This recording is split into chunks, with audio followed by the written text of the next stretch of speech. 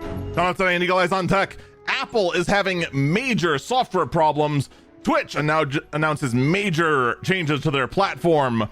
YouTube announces major updates to their platform. One of these are great, the other is not. You guess which one it is. Mr. Beast is getting sued while distracting you with Lunchables, and Nintendo sues Palworld.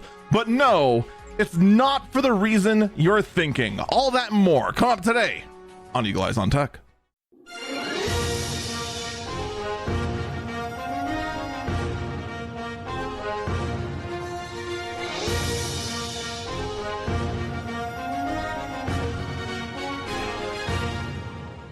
Good morning, good afternoon, good evening, or to him. Good everybody, this is Eagle Eyes on Tech. I am Eagle Falcon. Wow, we just got kind of carpet bombed at the tail end of this week with all the news, all of it. It's kind of staggering just how much we got carpet bombed by. We already had one breaking news episode covering some of it. I debated a second one, but we were so close to the actual podcast day, I was like, not really. But first, let's go ahead and get up to date on some stories that we covered in the past. First one is, in fact, that yes, as we did strongly suspect, based on what we've seen, yeah, the Flappy Bird relaunch is, in fact, a massive crypto grift. So what ended up happening is, in fact, as was strongly suspected, the trademark for the name Flappy Bird did, in fact, expire. These crypto bros went in and scooped it up because the original creator of Flappy Bird wants nothing to do with his own creation. That's his prerogative. I have nothing against him. And then, now that these grifters went ahead and had control of the copyright, did a huge push to say, hey, this viral sensation is coming back. And then tried to go ahead and we're going to build up hype. We're going to build up hype. We're going to build up hype. Oh my God, we're going to build up hype. Build up the hype. And then, yeah, sure enough, it's a Web3 game where you buy skins and the skins are NFTs and the whole thing is one massive grift.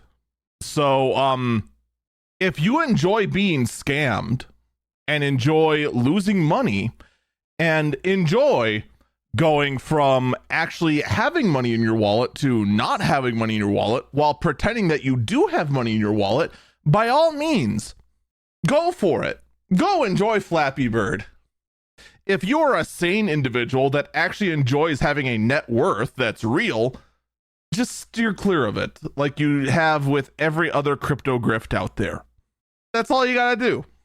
In the meantime, those of us with nostalgia for the original Flappy Birds are just gonna go ahead and look at this and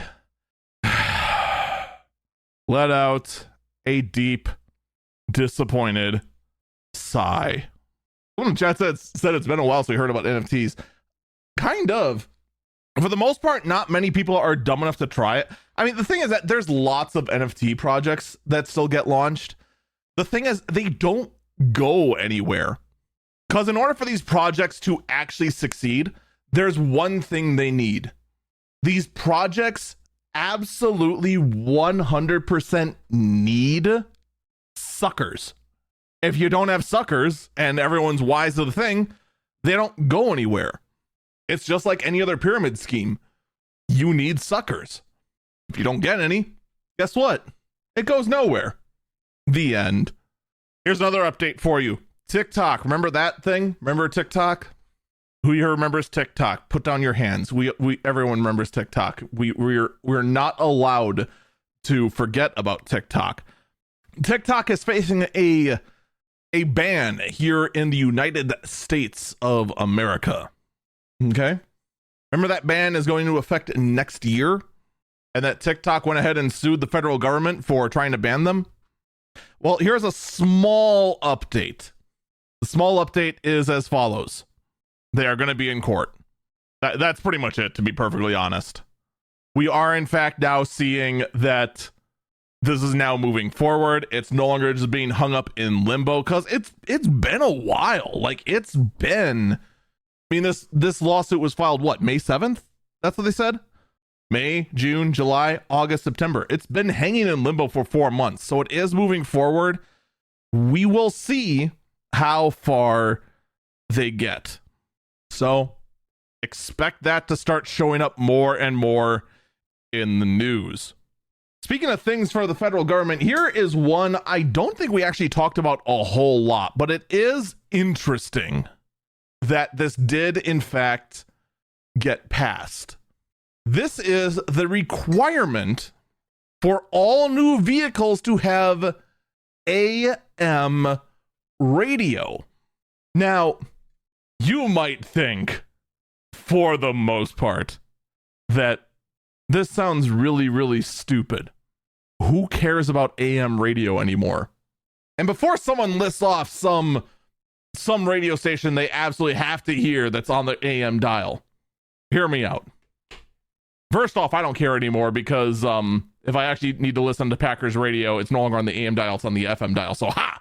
Second, there actually are a lot of emergency services that do operate exclusively on the AM dial. In addition, the AM dial actually has a longer range and is thus more efficient to transmit emergency messages. We're talking about things like tornado alerts, evacuation warnings, those sort of things, right?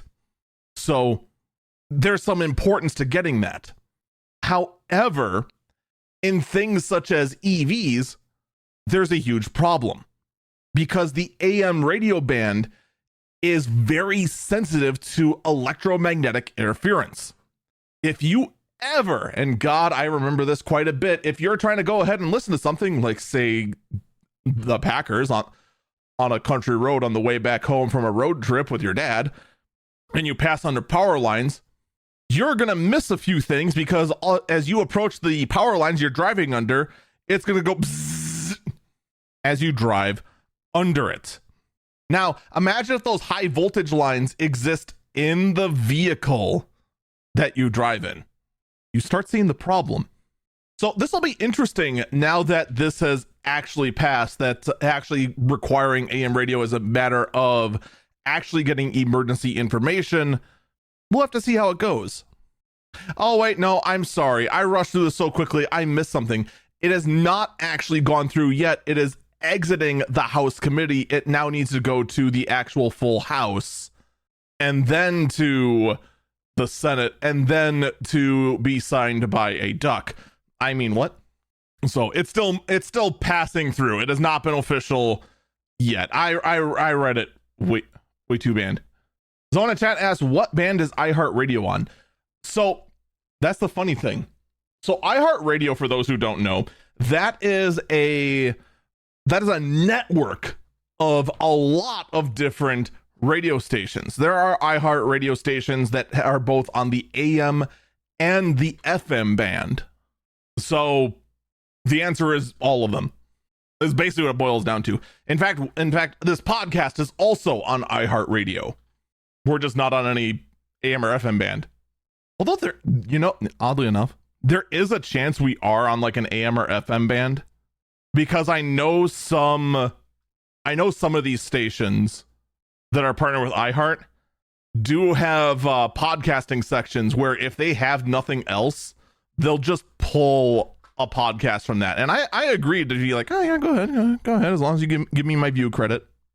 So there's a chance, probably at like 2 a.m. Nah, not 2 a.m. Coast to Coast is gonna be on at that time. At some time before Coast to Coast is on, you might hear Eagle Eyes on Tech on some random AM or FM band radio station that should be offline. The odds are very, very, very low. Probably zero. But that is moving forward. We'll see how that ends up going. I'm actually more curious to see if electric vehicle manufacturers have found a way to shield the AM radio transceivers from not getting interference from the, 10,000 gigawatt frickin' battery and high voltage lines that make up the entire superstructure of the vehicle. I exaggerate, but not by much. Speaking of high voltage, let's talk about some low voltage. specifically some low voltage fires. Anker has a required recall on 3 of their battery chargers because there is a manufacturing defect that can in fact cause them to become very spicy and combust. Whoops. Now, this is pretty bad. By the way, if you have these models, I'm going to quickly list them off. The models are the Anker 344 Mag Go battery. That is a battery pack that attaches to an iPhone via the MagSafe on the back. The PowerCore 10K Anker Pro Bank model A1642. The Anker Power Bank model A1647. Oh, the A1642 is the Mag Pro battery pack.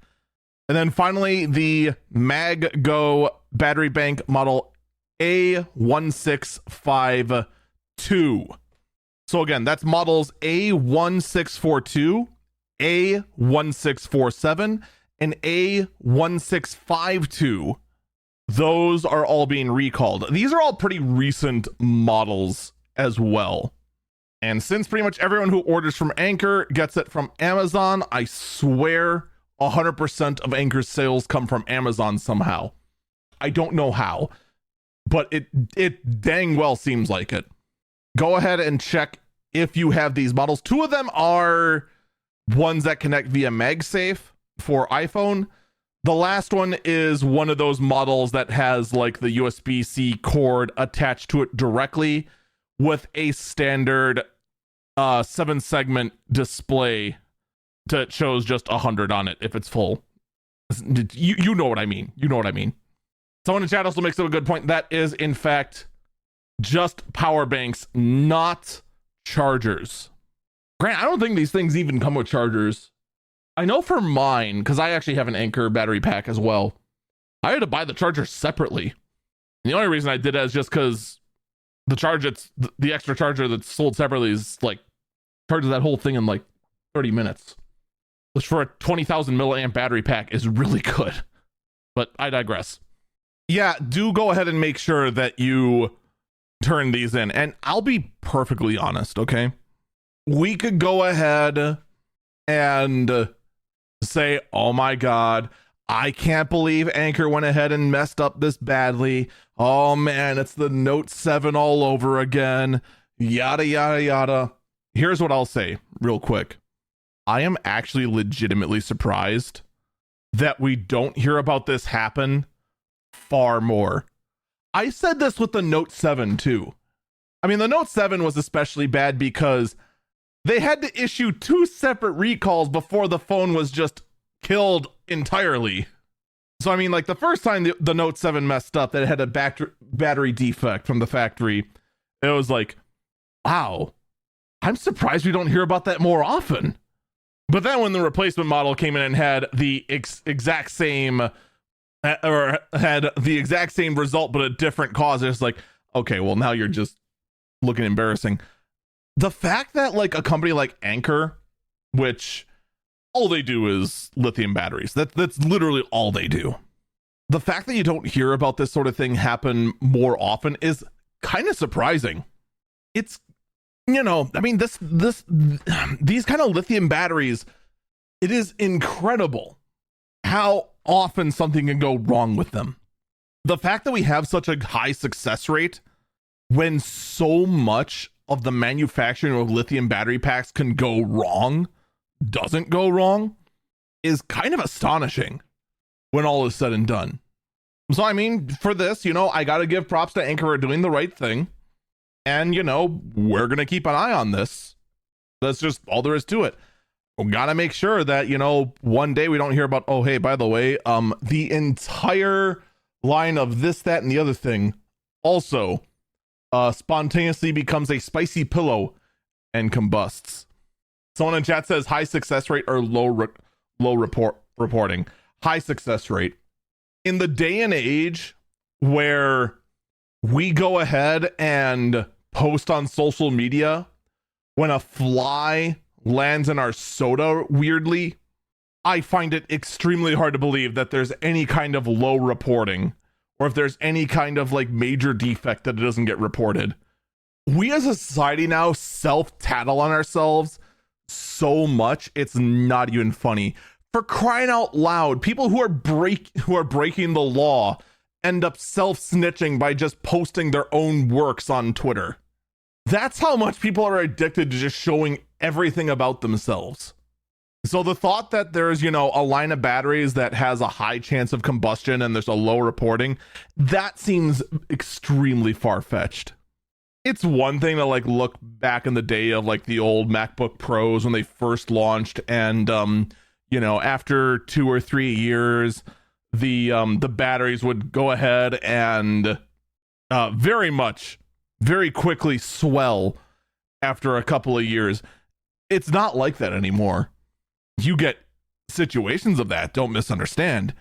You do get instances of, a battery gets punctured and then begins to swell, or someone spills liquid on their laptop, and the module responsible for charging a battery starts sending wrong voltages, and you get a nice spicy pillow exploding the laptop from the inside out. Those sort of things do happen. Those are one-offs, but they're not manufacturing defects. They're just poor life decisions. But we're going to go from one small little disaster to the name of a much bigger disaster. This blew me away when I saw this headline. A power plant is being restarted, all to power Microsoft data centers. Now, this doesn't sound like news at all. Oh, whatever. A new power plant that was shut down is being brought back up, specifically to power data centers, most likely for AI, yada, yada, yada. What's so notable about this one? This isn't any power plant. This is a nuclear power plant, and a very specific one. This is the power plant at 3 Mile Island, a nuclear reactor in the United States that was well known for having a critical meltdown years upon years ago, being brought back to life solely to go ahead and power AI. First question someone asks. Okay, in fairness, first question someone asks is why?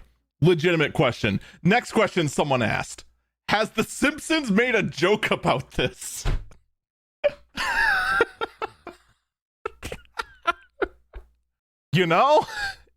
I don't think they have, but I wouldn't be surprised if they did. Oh, when was the meltdown of 3 Mile Island?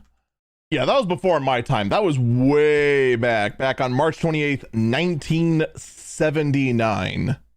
Now, in Microsoft's defense, the tolerances and the knowledge of what it takes to run a nuclear power plant far exceeds what it used to be back in 79.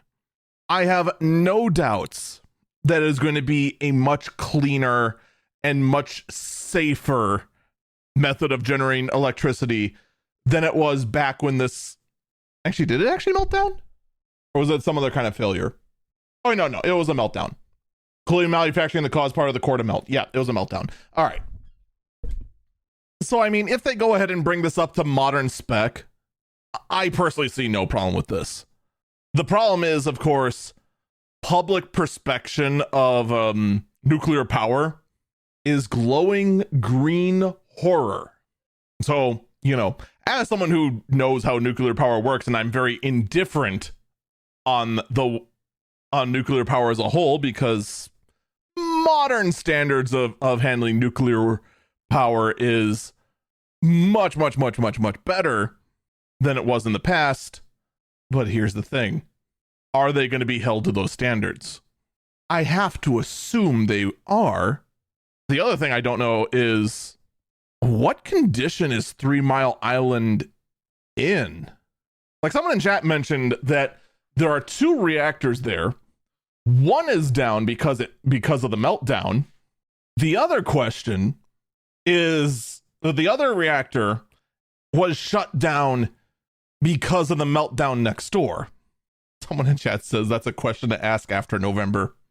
That is fair. Someone else in chat says they could have swore it was 4 reactors there.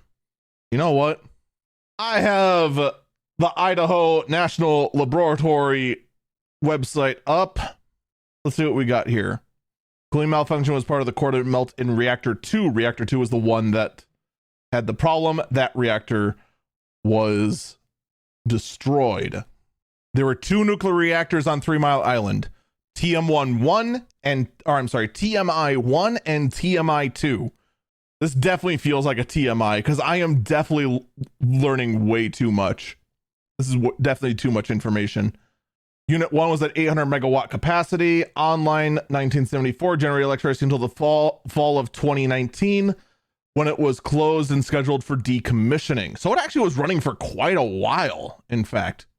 Unit 2 was a 906 megawatt capacity, began operations in December 30th, 1978, was shut down after its infamous meltdown on March 28th, 1979. Cleanup of Unit 2 took 14 years and cost the plant owners approximately $1 billion. In 1990, 150 tons of radioactive debris from the melted core was shipped to the Idaho Cleanup Project for long-term storage. So yeah, 2 reactors there. In fairness, though, to the person who said there were 4, you could see how that's very easily mistaken because there are, in fact, 4 cooling towers. So, you know, you could totally see how someone would think, oh, there's 4 reactors. 1, 2, 3, 4. Nope, 2. Oh, 3 Mile Island, TMI. I'm going to stick with too much information 1 and too much information 2. I do feel like they were now pushing out too much information. Now, I am at... Oh, actually, Axios went ahead and had all the information I just looked up right here. And in fact, one of the things they do say is, in fact, that this is all due to AI needs.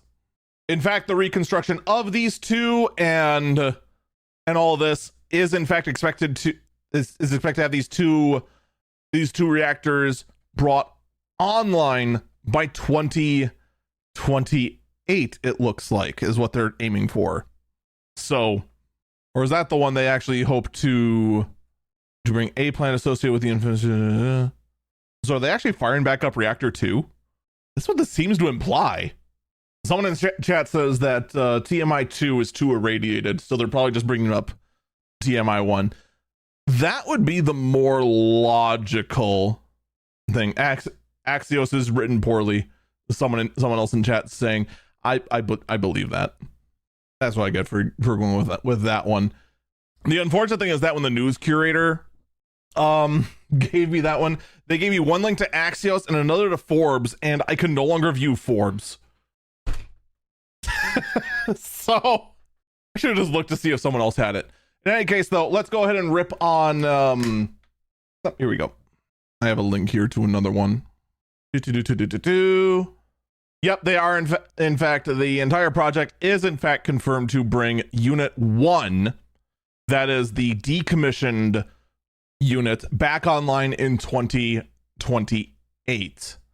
They're hoping to have this plant in complete operation until 2054.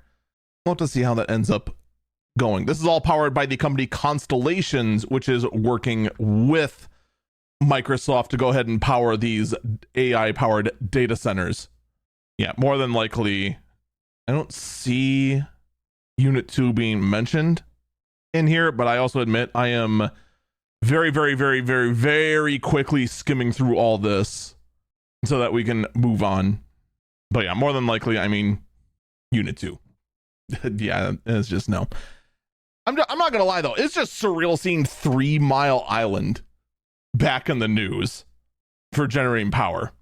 But by the way, while Microsoft is plotting on resurrecting decommissioned power plants and have them go into operation again to power AI, Microsoft wants to reinstate that, in fact, no, ChatGPT isn't better than Copilot.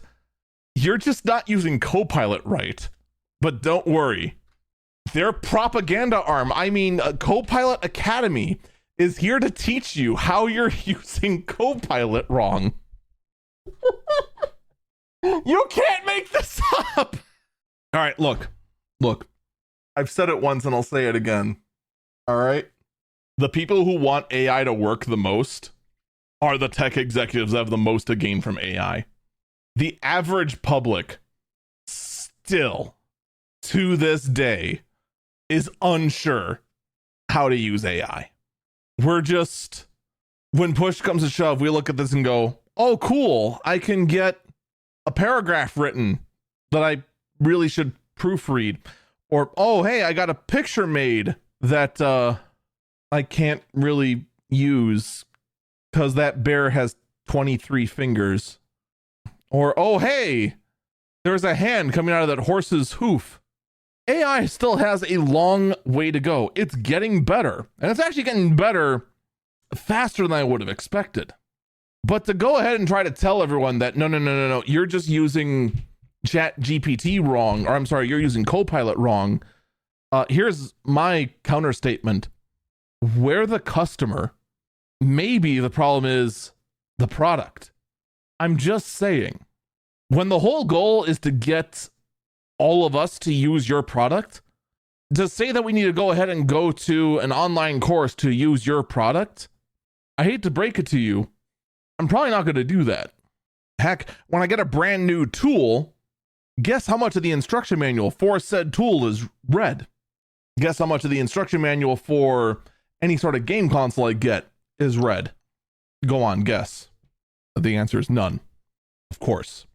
The problem here is not the customer. It is, in fact, the product. The product has a known issue with hallucinations. The product has a history of not being reliable. The product has a history of results that would not pass, most things. When push comes to shove, it's hard to go ahead and look at, the user and say, we're the problem, when the product, the AI itself, doesn't produce the results that it promises. That is where the focus should be, not on trying to get the users to go ahead and use your product the very specific way that you want it to used so that it can be used the way you want it to. That's no longer us using the product. That's you telling us how to do things. And here's a spoiler alert for you. Not a whole lot of people enjoy being told how to do things. We're going to take our first break here. When we come back, I, of course, have more AI news to talk about. I've also got to get to EA saying how AI is definitely, for realsies, for sure, the core of their future. And granted, they had some cute things to demonstrate, but, we'll get to all of that in a bit. We'll be back.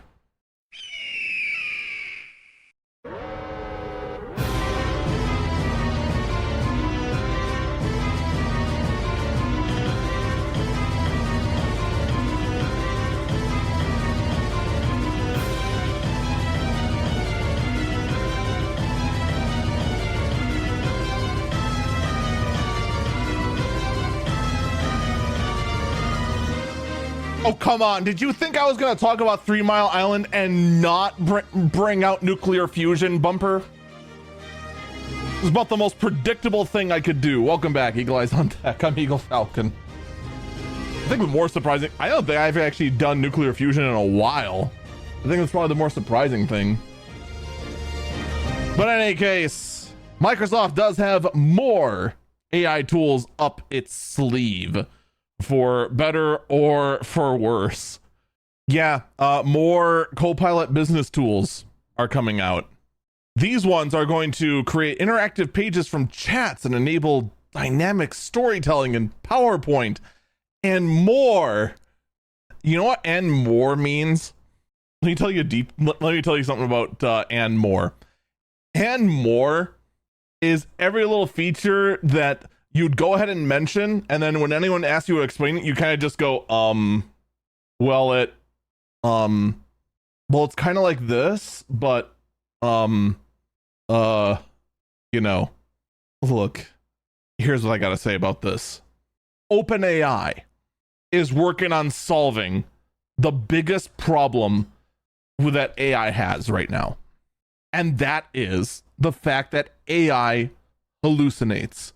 And until AI stops having wild hallucinations, any and every AI generated anything, the moment you do it and think you've saved yourself time, you've got to spend twice as much time examining exactly what the AI thing did to make sure it didn't hallucinate in there, and that you're not about to pass off a drawing of a horse being the first horse ever to have 7 legs and a human hand for some reason at the end of one of those legs. That's just the reality of AI right now. You want to know why the overwhelming number of people don't trust AI? It's not just the fact it takes creativity out of the hands of people. It's not just the fact that it goes ahead and takes the human element out. It's not just the fact that it has a high failure rate. It's the fact that once it's done, I've got to go back and look at everything it just did again. We were joking during the break that, you know, if you want to go ahead and push out a feature that's not ready yet, just call it a beta. AI is a beta. Heck, one might argue that generative AI is still in alpha with the amount of times that these sort of features comically hallucinate and have major problems. So no, we still don't trust it. It's going to take a lot for us to trust it. I don't have any of these tools because I don't subscribe to, you know, Office 365 or whatever the heck they charge for this sort of stuff. And quite frankly, my motivation to do so from a productivity standpoint is still 0. But then again, maybe I shouldn't speak too loudly because one of the visions of the Oracle co-founder Ellison, Larry Ellison, I'm sorry, is that we'll go ahead and keep everyone in line by using omnipresent AI cameras to ensure good behavior. So, I mean, with that out there, you know, maybe AI is a great thing that we should all embrace. Are they watching? Okay, what's the real reason I brought this up other than to laugh at it? These are the kind of people that are trying to push AI out there. Who the heck wants to have cameras at all times watching everything? A lot of us already have problems with the freaking privacy we have now. Why on earth would we go, yes, omnipresent AI cameras? Now that's brilliant. That is how we go ahead and make sure everyone behaves well and that everyone's privacy is respected. Here, I'll just tell you this right now. All right. Let's pretend for a minute that, in fact, you do go ahead and put out AI powered cameras everywhere for the sole purpose of good behavior, to go ahead and push good behavior. You have now violated the privacy of pretty much everyone in the city. And in some cases, like say New York City, for example, the crime is so brazen, they go ahead and do it in front of a camera anyway. The camera doesn't deter anything half the time. I'm sorry, Mr. Larry Ellison, but this might be the dumbest thing I ever heard. Not a fan. F minus minus. Please go away. Please don't try to enhance society anymore. Your idea sucks. Suck less. That's all I gotta say on that one. Speaking of sucking less, EA. Oh, I know, they're sucking more. Whatever. EA is saying that AI in gaming is the very core of their business. And I gotta say, this is a very interesting twist from EA. Because let's be honest, when I say the words EA, the first thing that pops in your head is, oh God, what are they going to charge for now?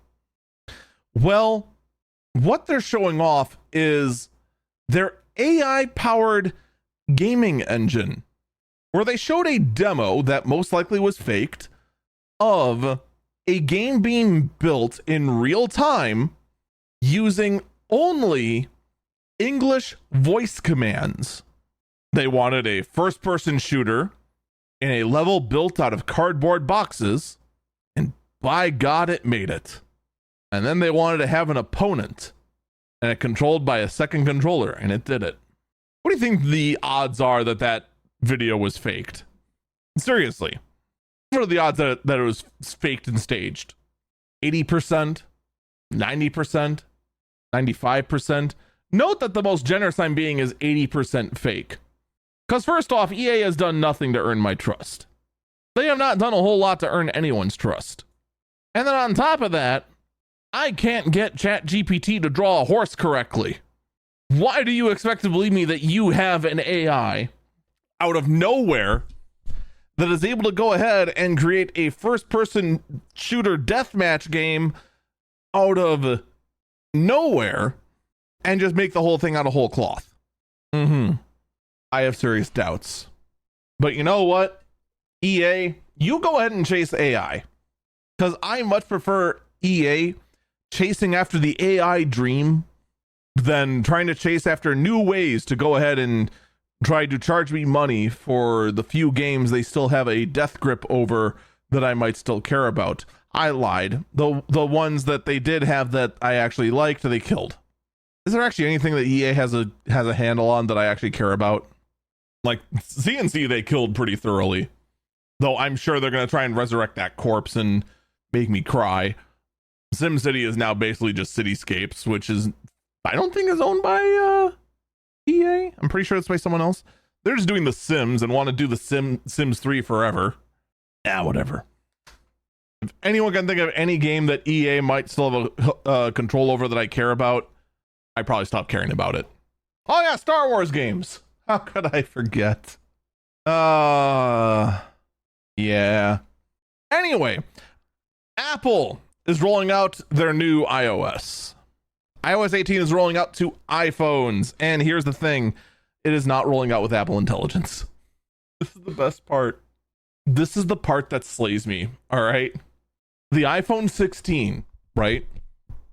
Its whole thing is that it's built for Apple Intelligence, for AI, because Apple thought they were clever. But here's the thing. The phones are launching without their flagship feature. iOS 18 does not have Apple Intelligence, which honestly, in my opinion, makes it a far better update. I think the quality of life and iOS catching up with Android is a huge benefit for all of iOS kind.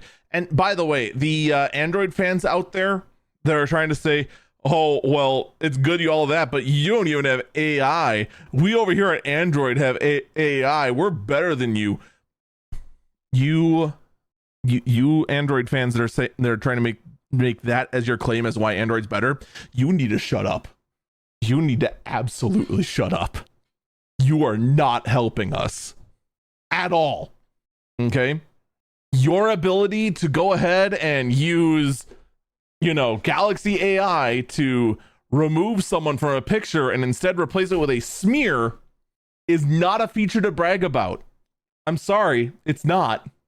Your ability to go ahead and circle a thing on your what are the Google ones called? The pixels, and have the patch that's being replaced look closer to the room, but not quite, and not have lines line up or anything of that regard.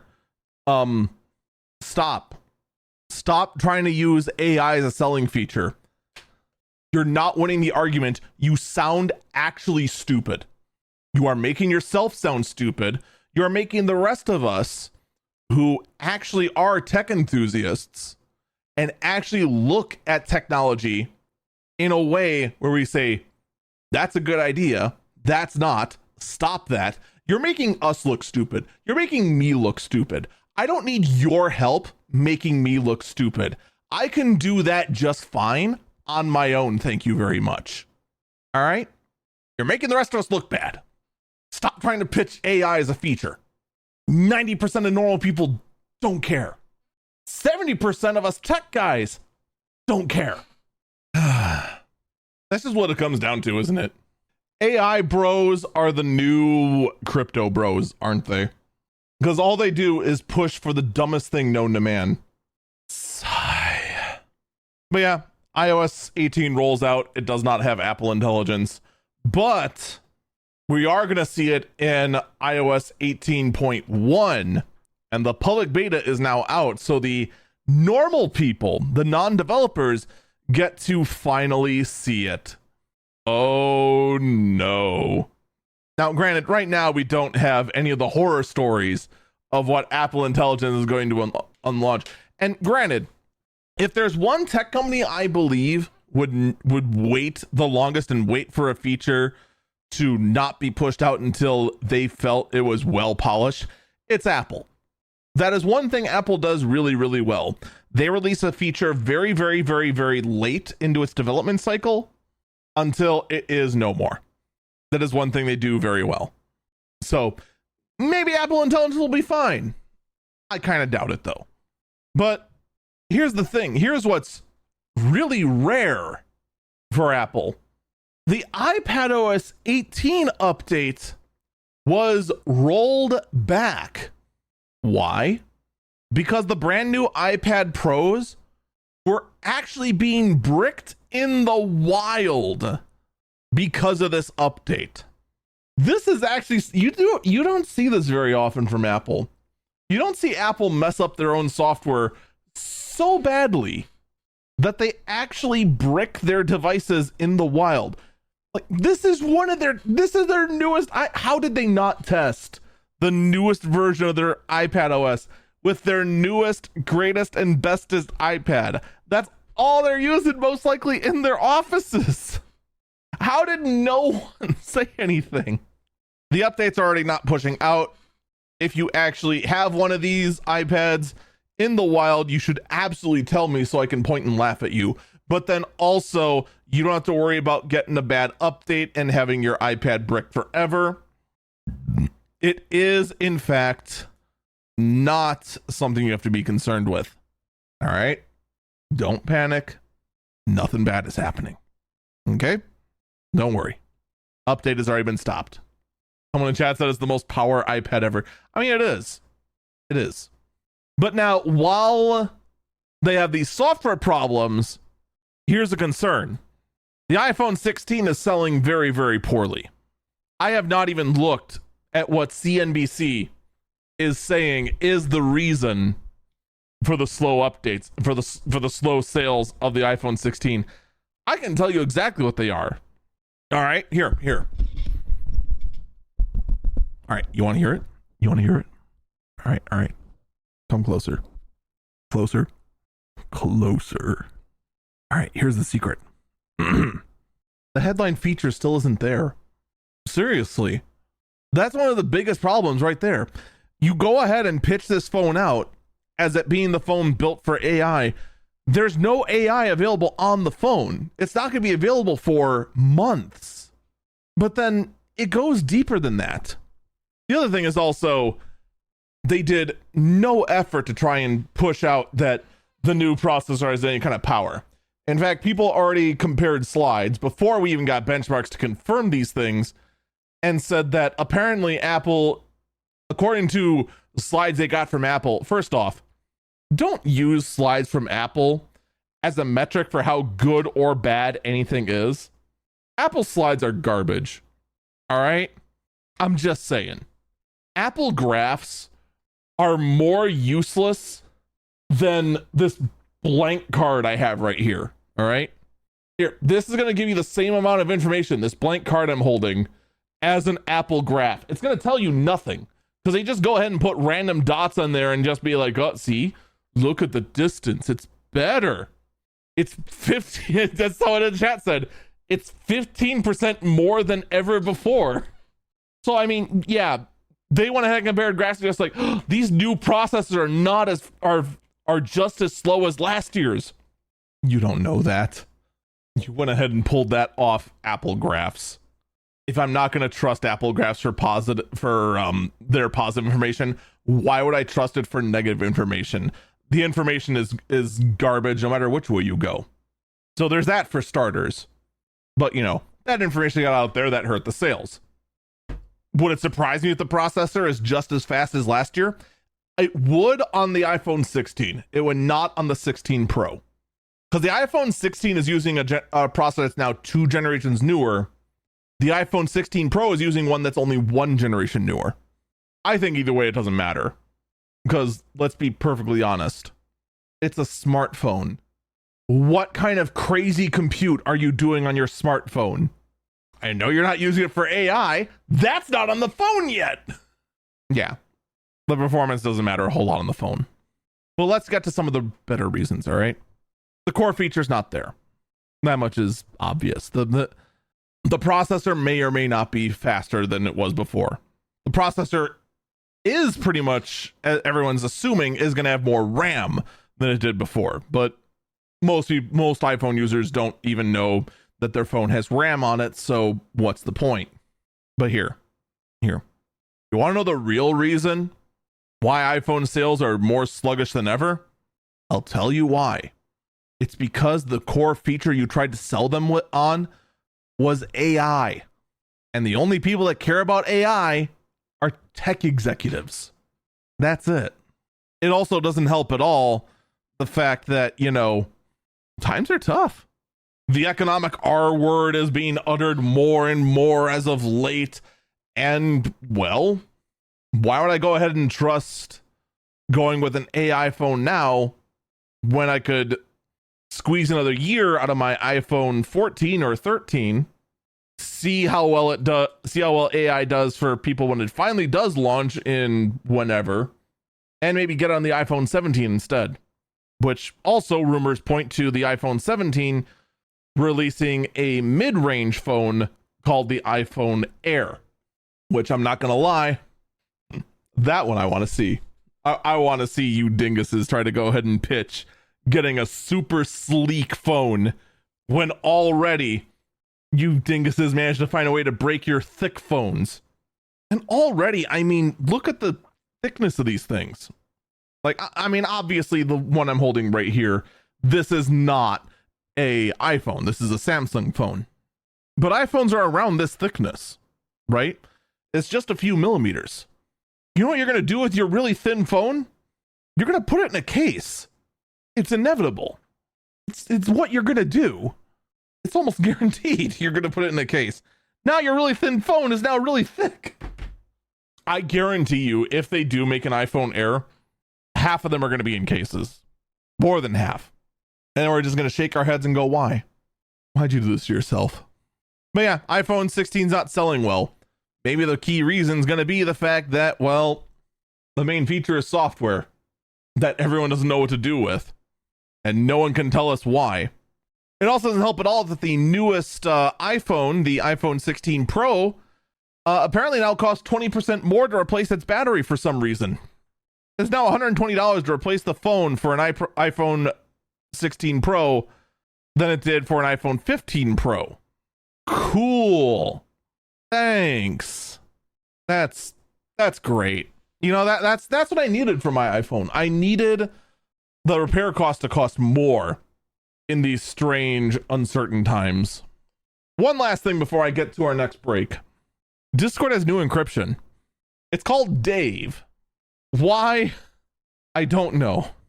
But Discord's going to have new end-to-end encryption for audio and video. So now you cursing out your teammates for standing in fire for the umpteenth time will now be encrypted. Which, yay for privacy. This is going to be a hot topic next year. I guarantee it. Because there's a lot of bad actors that use Discord because they already have moderation problems.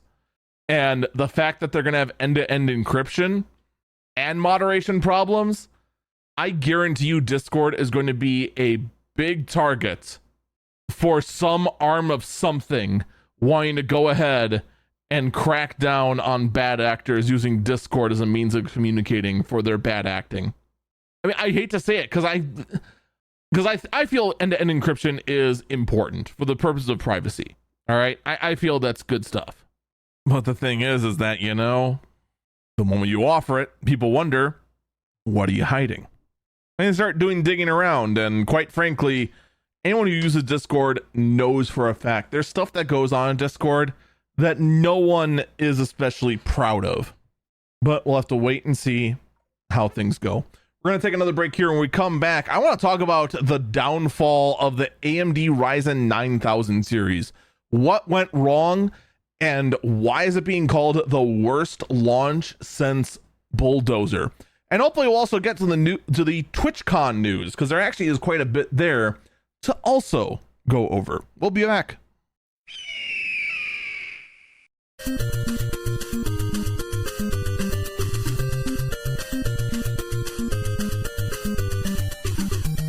Welcome back, Eagle Eyes on Tech. I'm Eagle Falcon. All right, here's the fun one for you. Intel's in some hot water right now, mostly because their chip manufacturing ventures are not going great, to say the least. The long and short of it is that they hope to be further along in their own ability to manufacture chips, and that side of the business is doing so bad that it is really just being a massive boat anchor on their earnings reports. There's a few other things that aren't helping their earnings reports too, but they really didn't need the boat anchor to help either. But the thing is that the chip manufacturing side of things is still really attractive to a lot of businesses, one of which is Qualcomm. Qualcomm reportedly is looking at acquiring pieces of the Intel chip designing business. You know you're doing bad when people are sizing you up and going, what if we just carve this part out of you and I just buy some of that? When your company is being looked at and being carved up like a turkey, it's not good. Because most people don't go ahead and buy, a fully great operational thing for a stupid huge amount of money to go ahead and take control of something they had no business taking control of, and then mismanagement into the ground. Not that that's ever happened with Twitter before. Oh, hey, it's Blue Company too. What are the odds?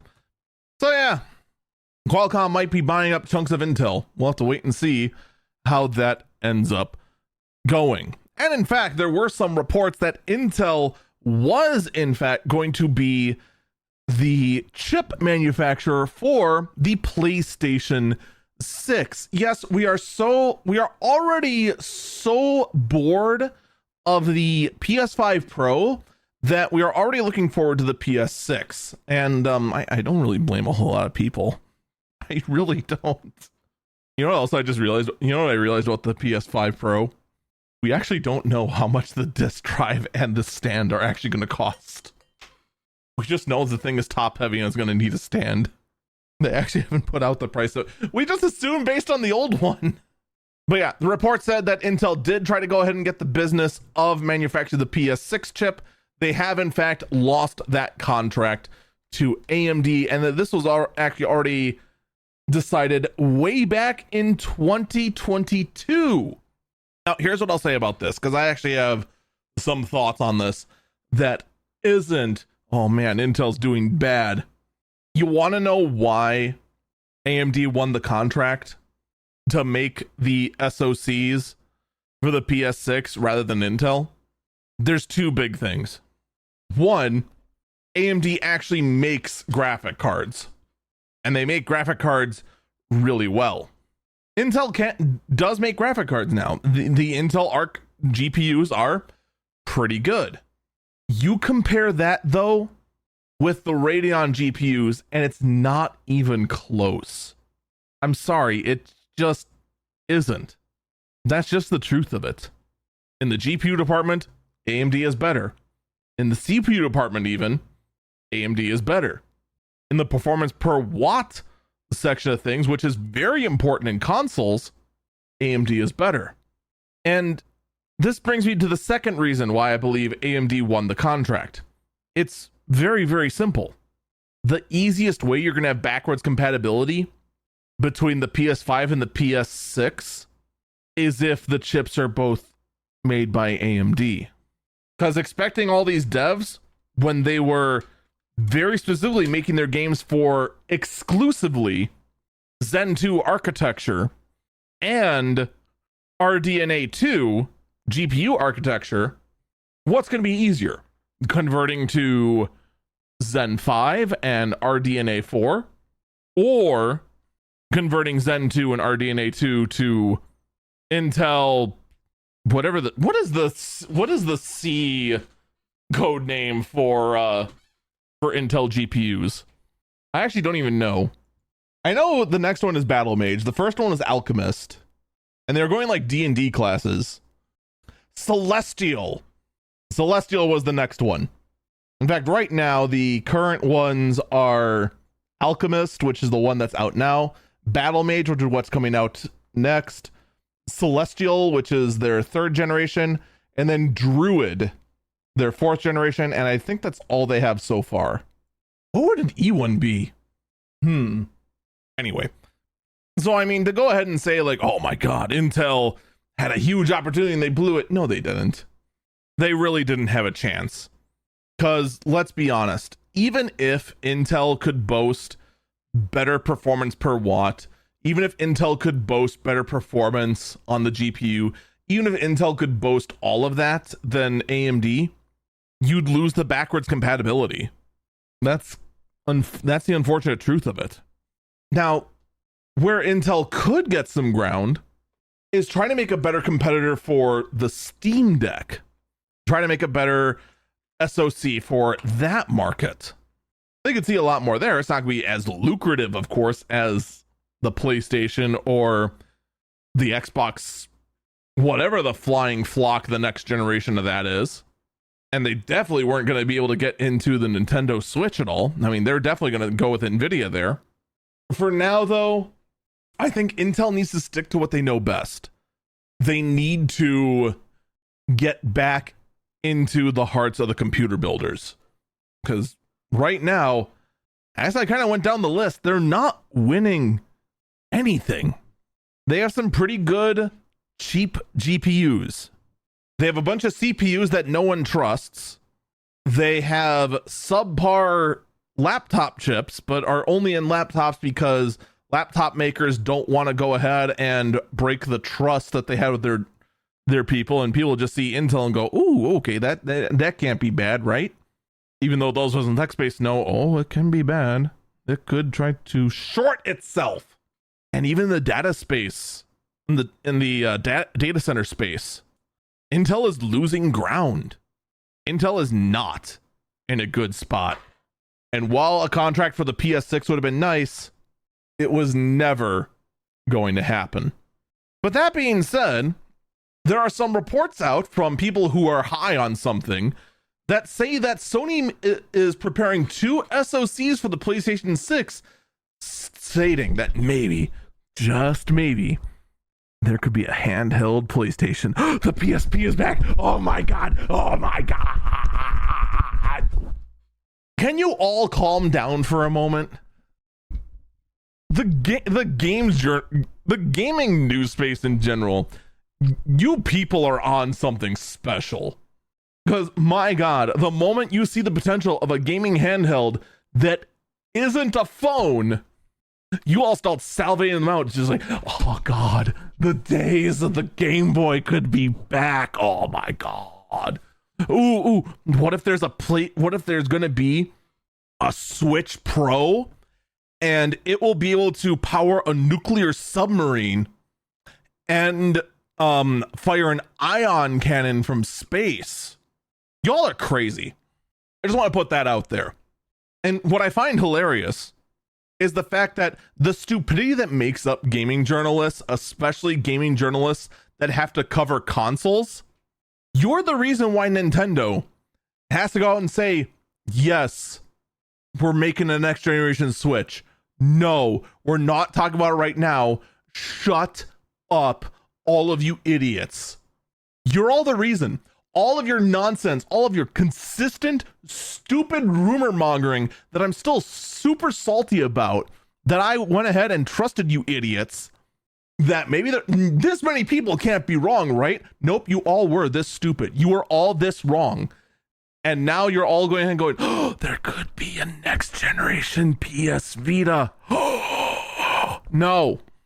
Look for more evidence than a report that says there could be two SoCs, which even better, you don't even know what the two socks are. You know what the two socks might be? Here, listen to this. Because a sock, an SoC, is the entire system on a chip, that means that all essential components, including the RAM, has to be on the chip. You know what one might be? One might be the production model. The other might be this crazy thing that's launched called the dev kit. What a crazy thought that might be. Let me know the next time these guys put out a report. I want to see if the next time they put out a report, they break the earth-shattering news that water is wet. All right. Ryzen 9000. AMD's latest CPU launch that was delayed. People tried to go ahead and say that it was delayed because there were misprints on boxes, which was a really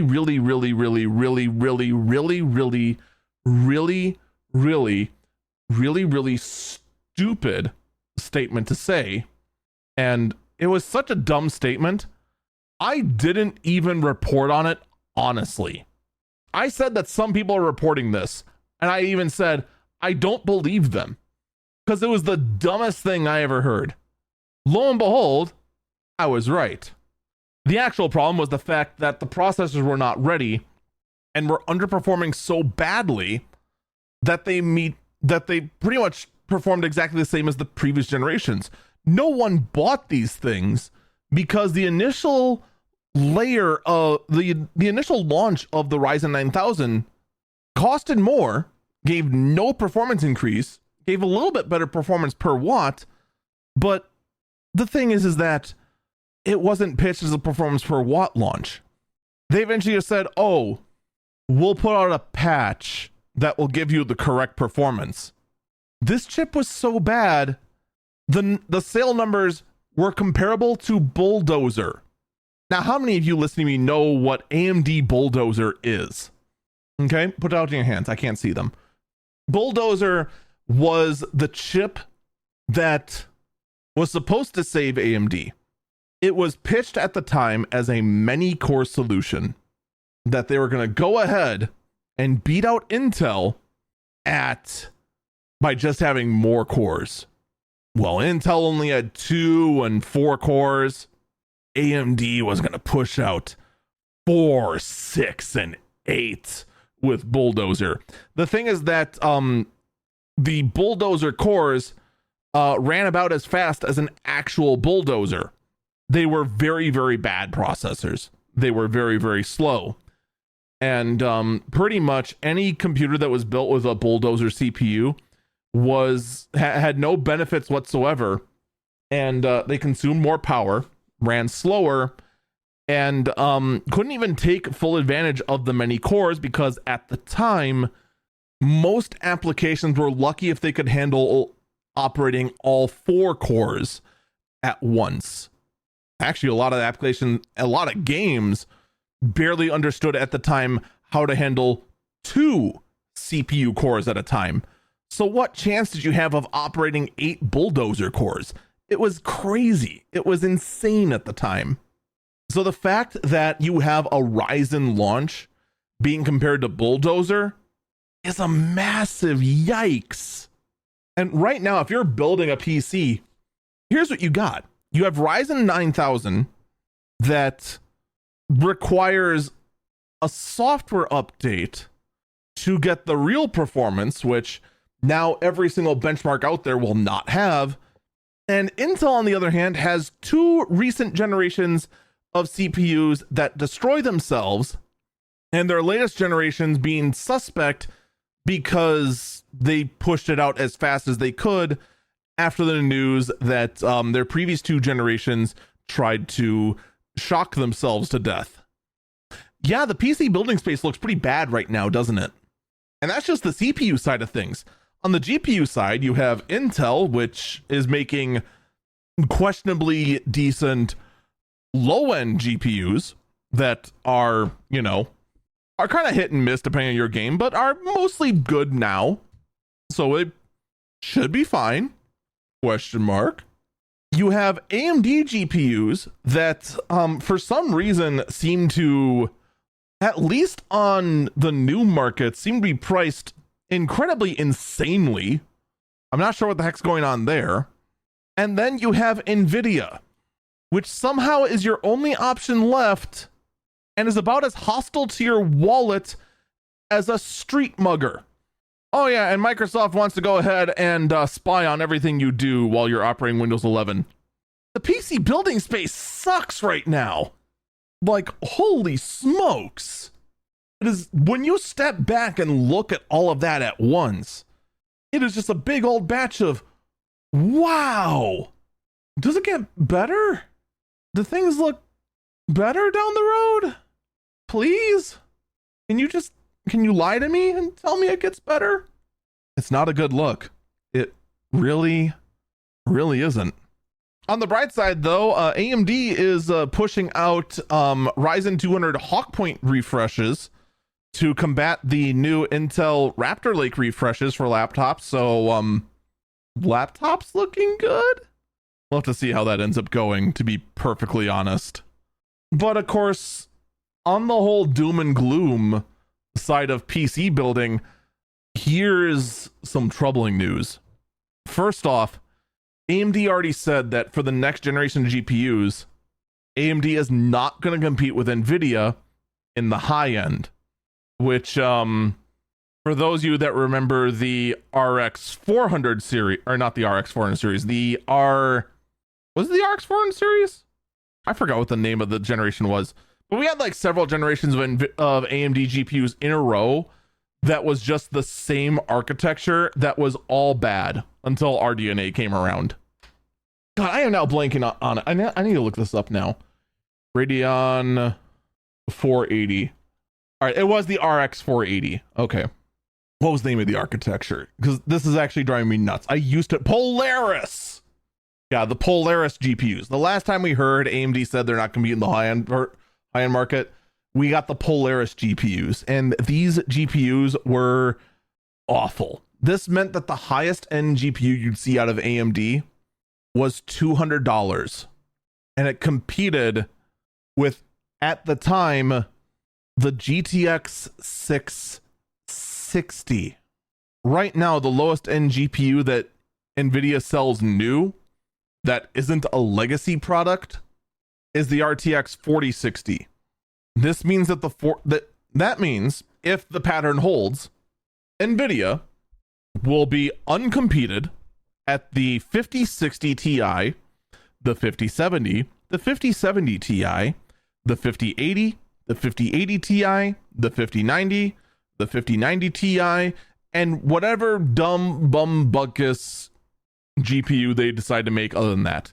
They'll be uncompeted on all of that and charge however much they want. And they've already shown that they already have about as much respect for you as they do for you.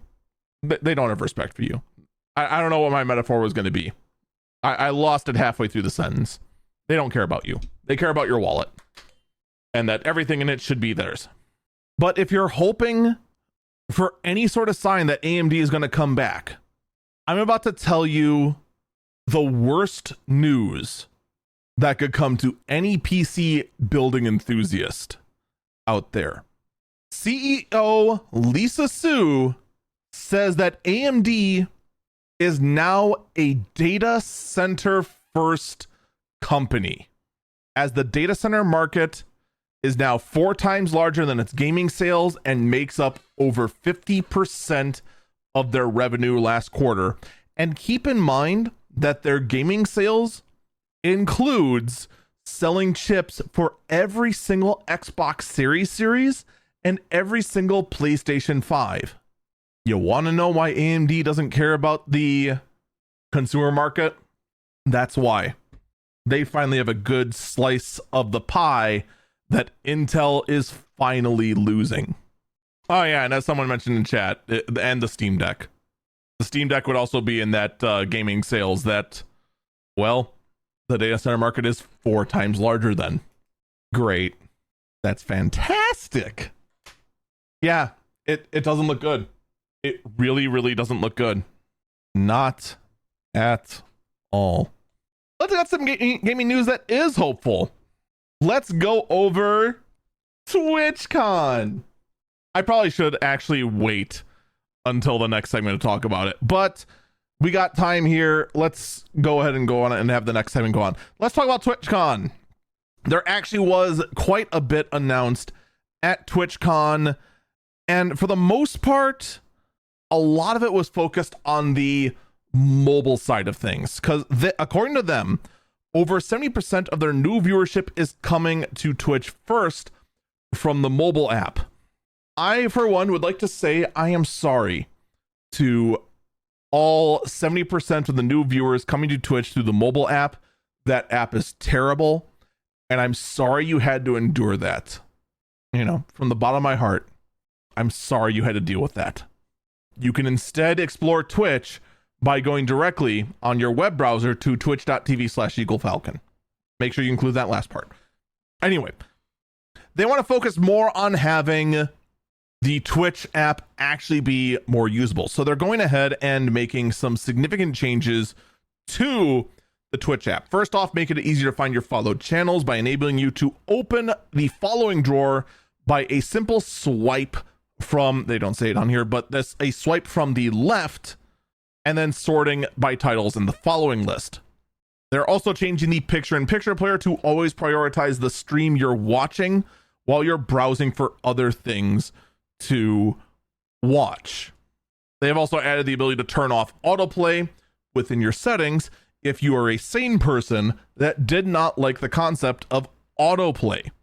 Things are also going to be coming up in the following tab in October on the mobile app are going to be thumbnails in the followed channels, easier access to the followed categories, as well as the ability to resume watching VODs from recently watched streams.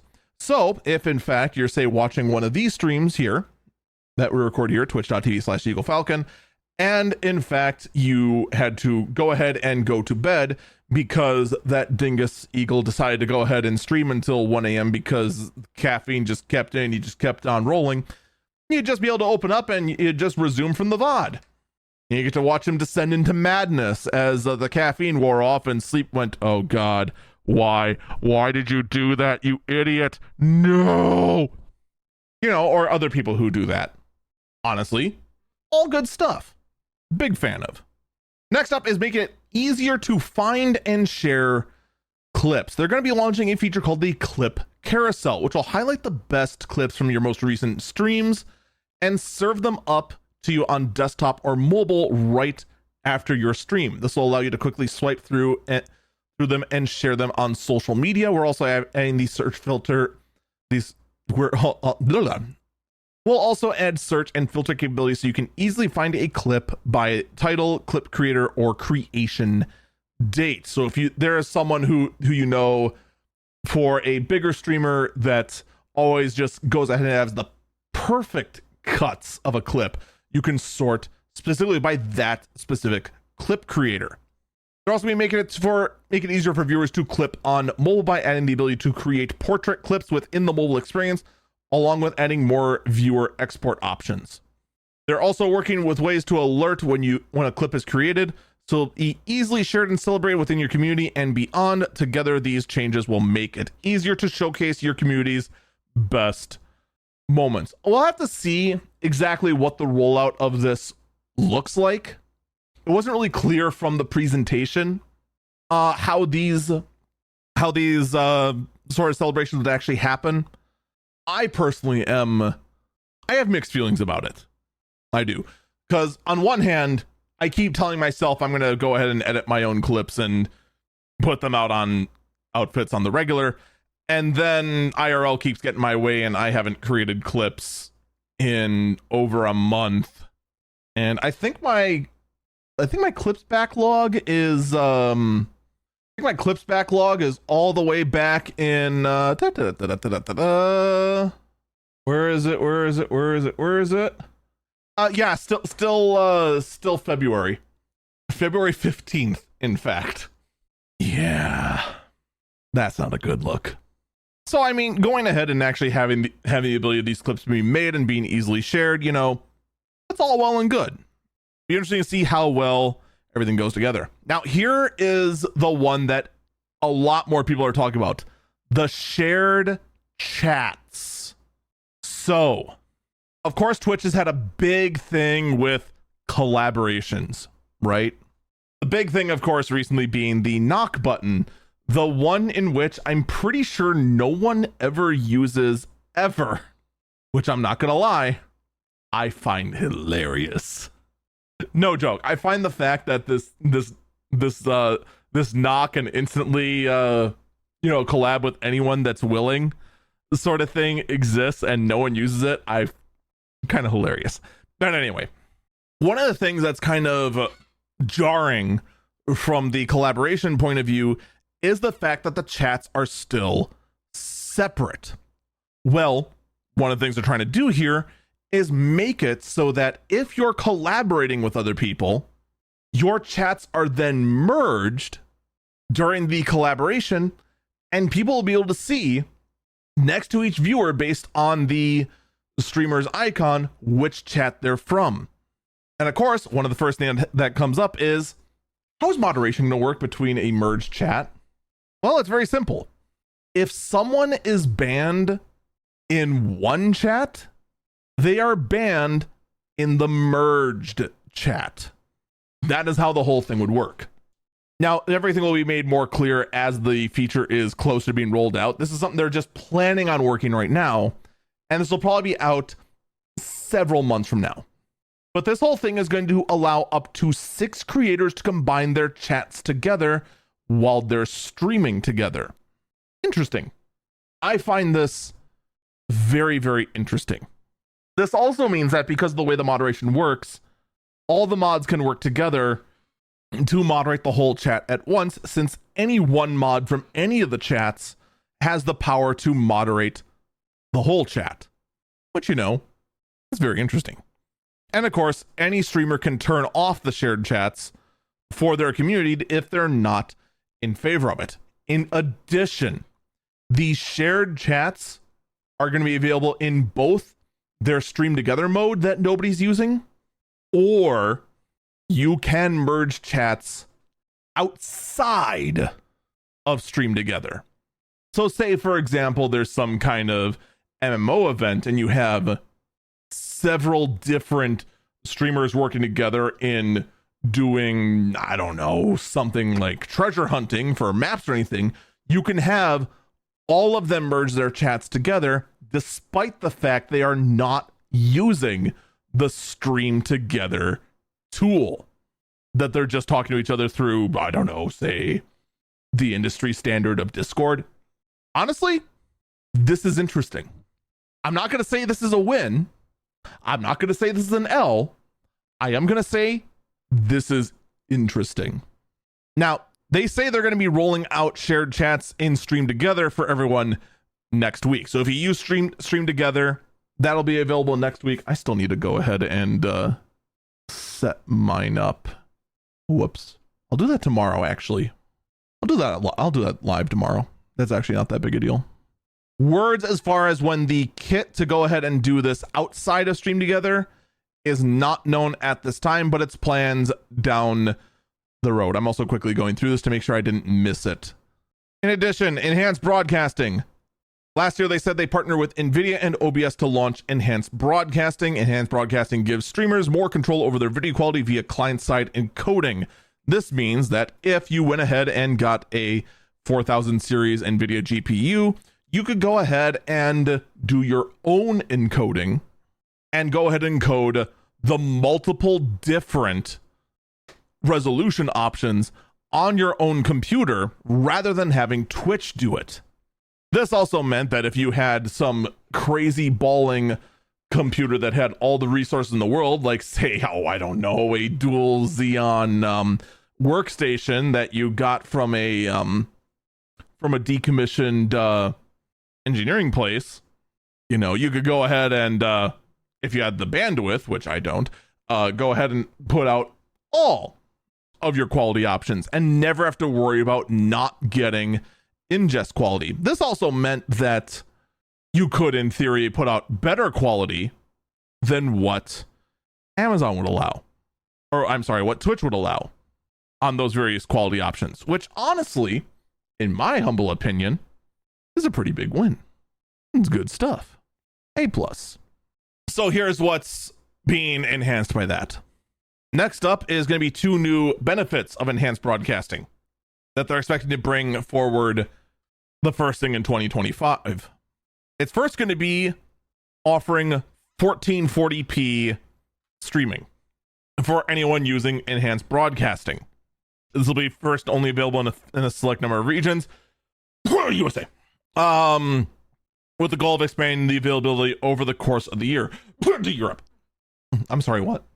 Next year, they'll also be enabling streamers to stream in both vertical and landscape videos simultaneously so viewers can get an optimal viewing experience no matter what kind of device they're watching from.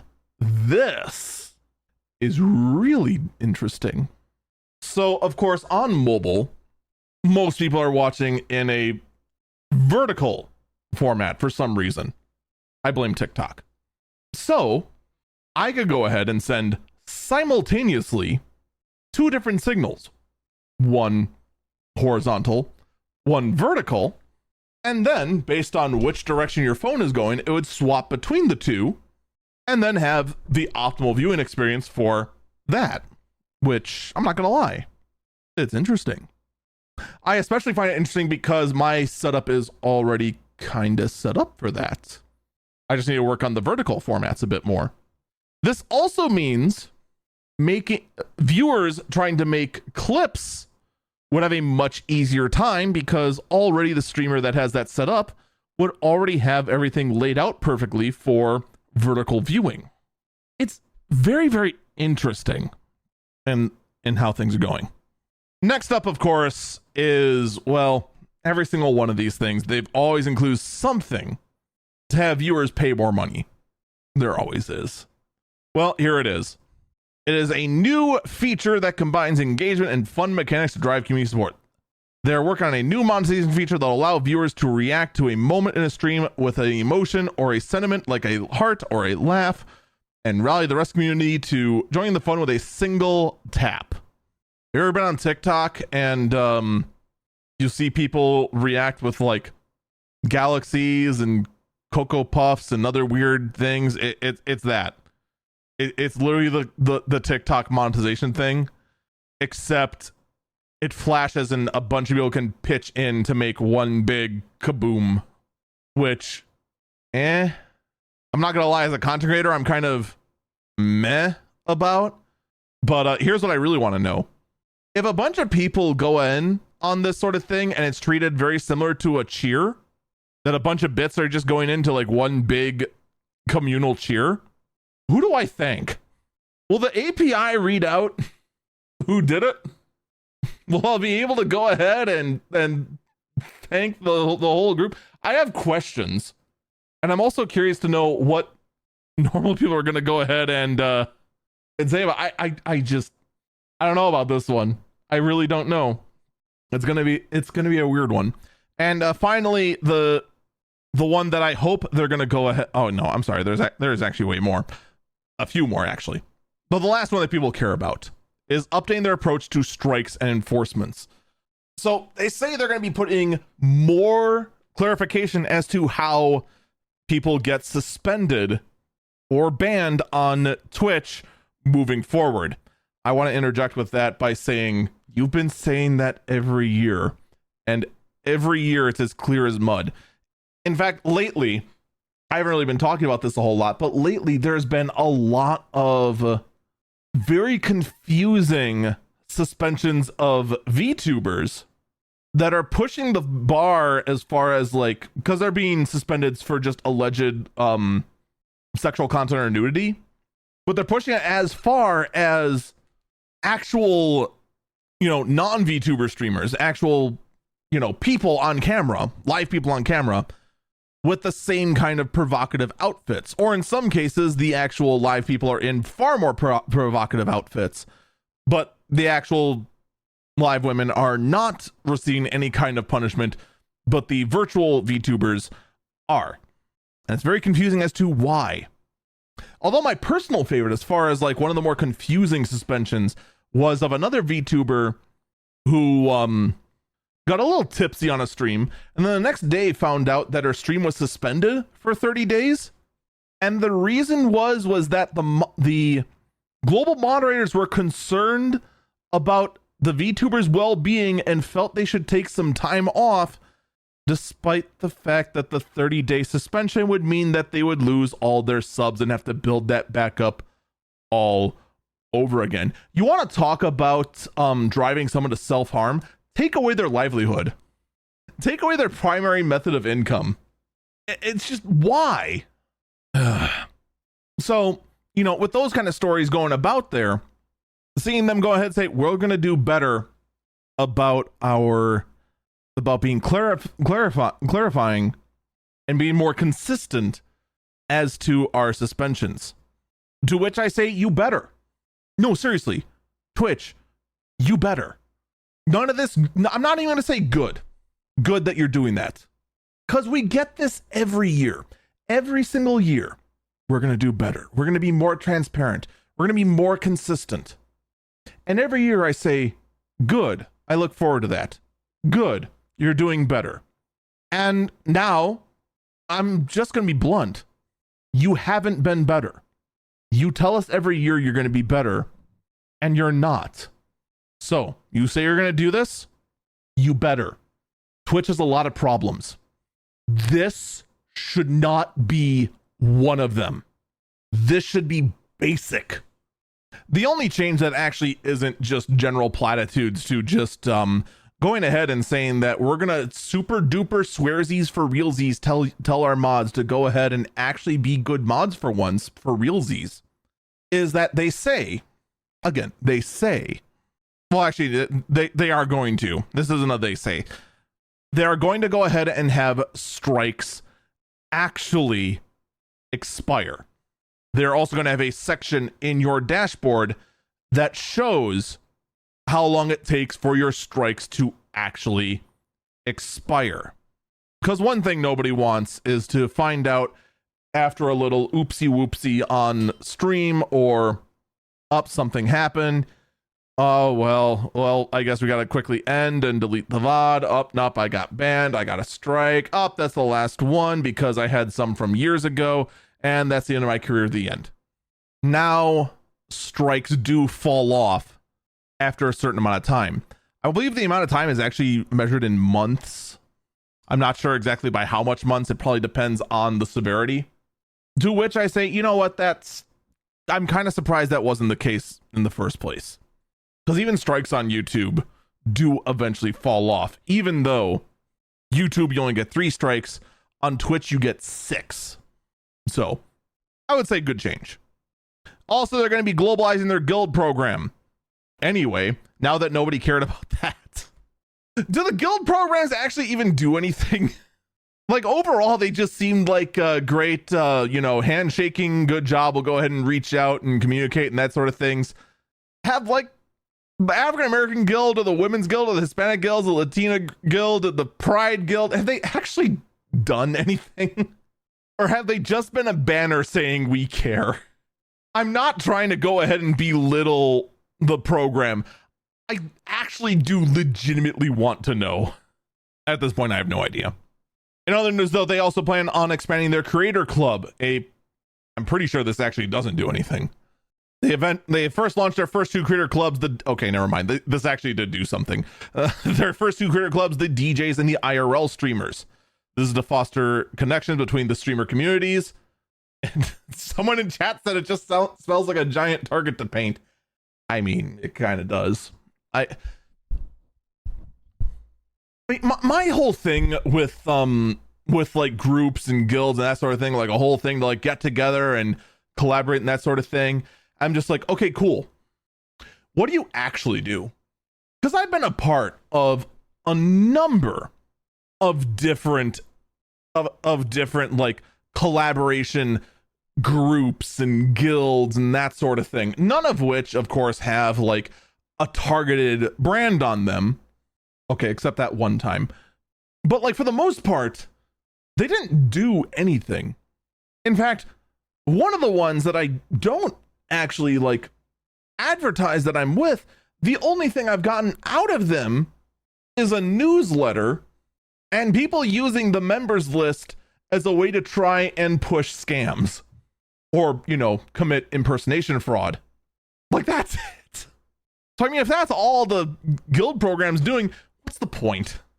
Now I want to stress, I legitimately do not know if there is value in these guilds.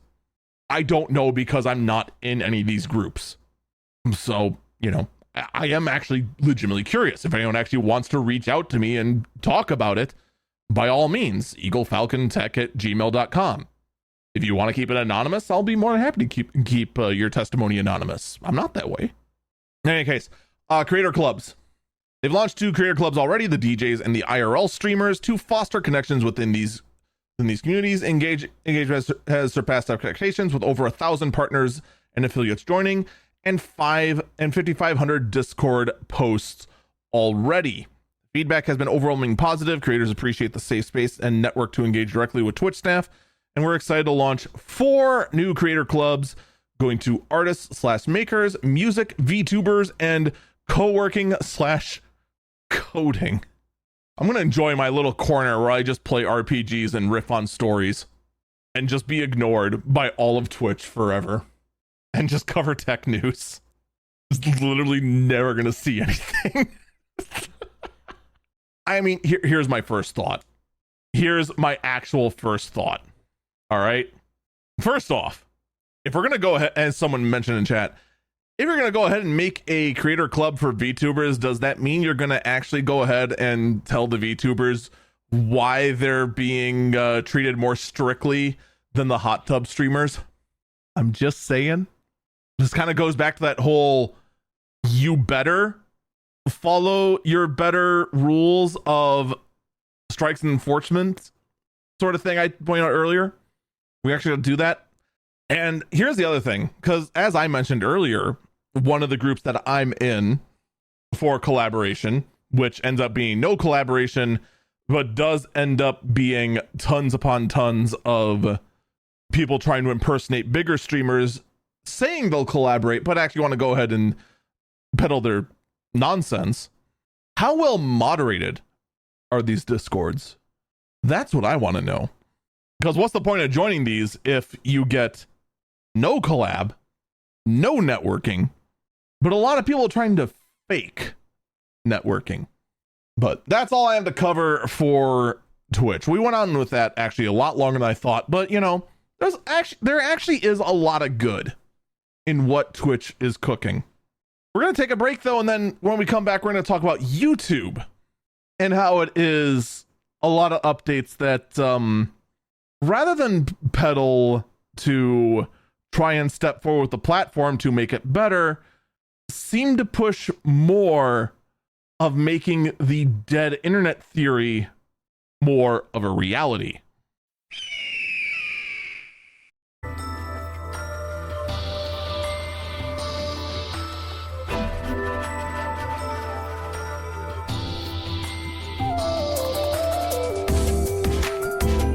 Welcome back, Eagle Eyes on Tech. I'm Eagle Falcon. All right. YouTube had their made in at YouTube, or I'm sorry, announced. Wait, what? Oh, what? My brain is fried. Made on YouTube is the name of the event. They had their 2024 Made on YouTube event, which I'm not gonna lie, I don't know why I don't hear about this event more often. I mean, I know why I heard about it this time around. It's because a lot of the features that were talked about are yikes.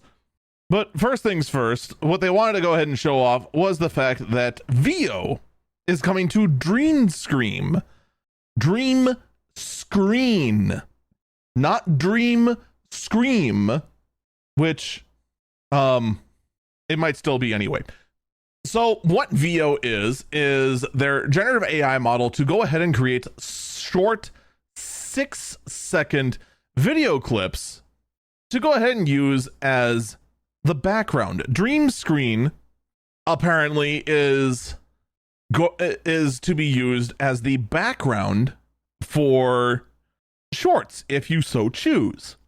So if you have empty space, you can use dream screen to go ahead and have a generated background image over whatever your actual content is, just in case you wanted something that has that really creepy uncanny valley look in the background, or just want to generate some crap anyway and just hope that it does well and goes viral with its weirdness. In addition, in the creator tab, you now have inspiration, where you can go ahead and use generative AI to get inspiration for what your next YouTube video should be. Great stuff. So, if you can't be bothered to think, you can instead just go ahead and use that. Next up is communities, a thing I actually do think is going to be a good idea. Communities are a new space for creators to enable on their channel page to foster deeper relationship with their audiences. Both creators and subscribers can post art and pictures and share ideas and connections about the video topics they like. So you can have more engagement with your fans on YouTube. Bigger YouTubers will never enable this because, of course, there is no way they're going to go ahead and clutter up their already crowded YouTube dashboard with more pictures that other people post, which inevitably, when you have hundreds of thousands or even millions of subscribers, will eventually be somebody's genitals. I guarantee it. It's gonna happen because it always happens. In addition, there's going to be a new section. We're back to stuff I hate. Going to be a section called Community Hub in your YouTube studio. This is where AI can go ahead and show you some of the most important replies to reply to, and also give you an AI generated reply suggestion. The AI reply suggestion will be based on using your past replies as training data for what your suggested reply should look like. In addition, now this function I actually do appreciate, there is going to be the ability to auto dub. So if you choose to, you can have your video automatically, using generative AI, automatically have your voice dubbed over using another language. So for example, we had a couple of people the other day that were from Japan that were interested in my content when we were streaming Final Fantasy XIV. They weren't native English speakers. We tried to communicated them with the Echo Dot. It was actually a fascinating moment, to be perfectly honest. And we had some moderate success. It was very interesting. So if I so choose to, I could have generative AI automatically convert my videos to someone in chat said one kind of. So what they were doing was they had a text function. They could go ahead and translate English text to Japanese, or translate their Japanese to English and post that. But my actual English words, they could not understand. Oh, there was some. Oh, okay. All right. In any case, we're running short on time. Let's get through this. So this feature would go ahead and let you automatically, using AI, have your words dubbed over in whatever other language the AI decided. Another feature that they announced is called Hype. Users will automatically, for free, have some hype they can put onto videos from channels that have fewer than 500,000 subscribers. And if they get enough hype, they end up in a special section on YouTube called, hyped videos. This entire feature is meant to go ahead and try to make smaller creators more noticed on a platform that really does support their top 1%. How long is it going to take for bots to go ahead and ruin this? Oh, but don't worry, because if you want to, you can spend money that the creator will never see on more hype points to hype the video more, and then still get drowned out by a sea of bots. I have no faith in this feature. None. In addition, YouTube Shopping is getting an update, being available in more areas and being more and more like TikTok Shopping. In addition, there's going to be gifts powered by Jules that are going to be just like the going to be something in between bits on Twitch and also the emote donation feature on TikTok. And then on top of that, bigger creators, when they have their stuff show up on TV, can go ahead and have custom thumbnails specifically for the big screen. All right. That's a very, very quick rundown of the features. All right. Some of which are interesting. I actually do think the AI dubbing, if it does work, great feature. Big fan of it. I think some of the community features, interesting.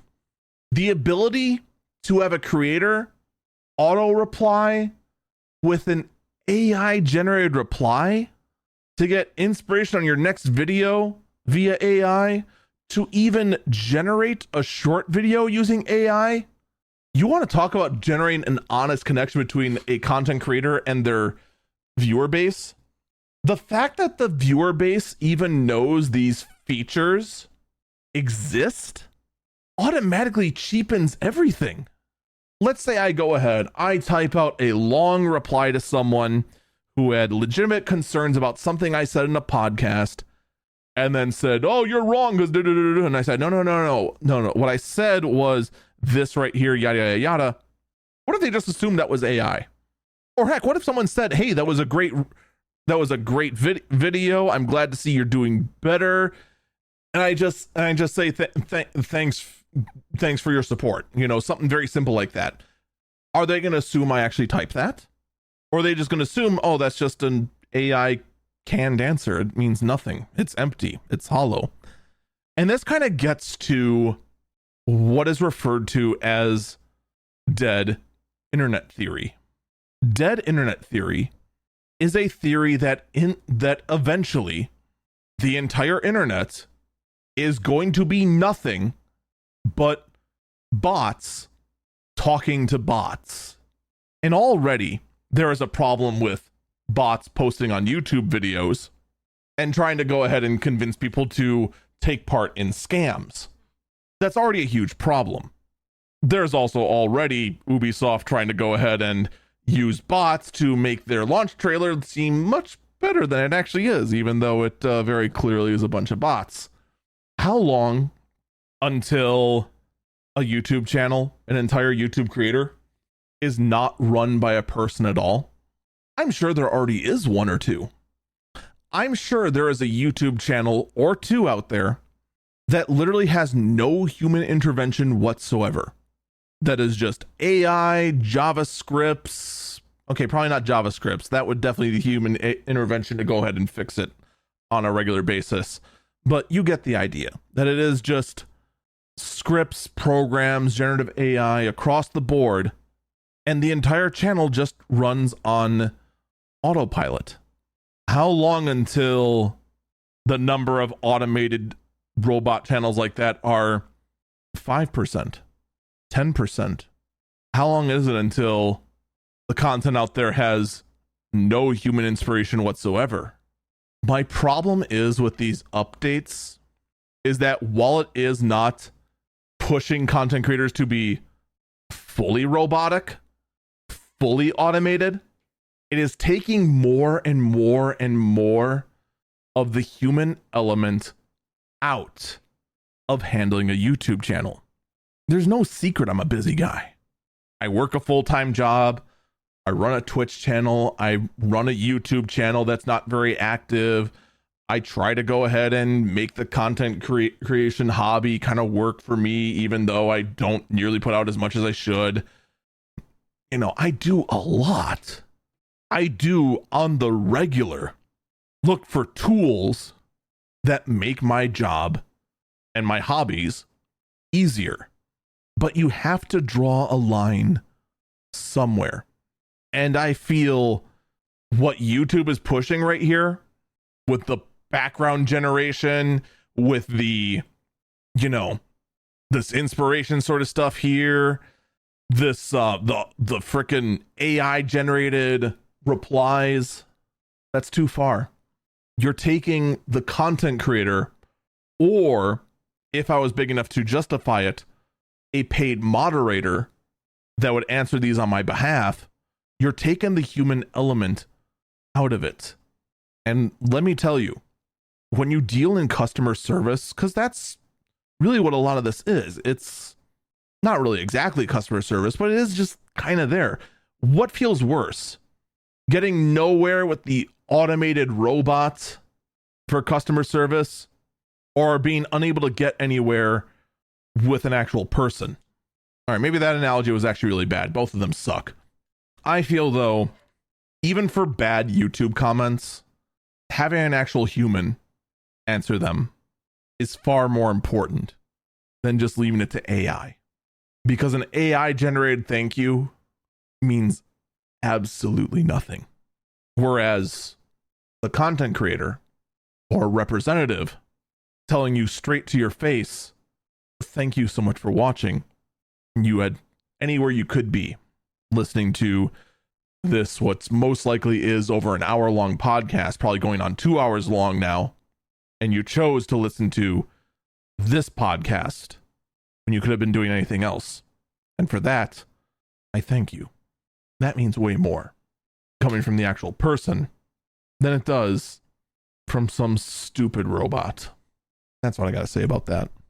But of course, while all this news for YouTube's going on, there is another massive elephant in the room when it comes to YouTube. One might say a massive beast.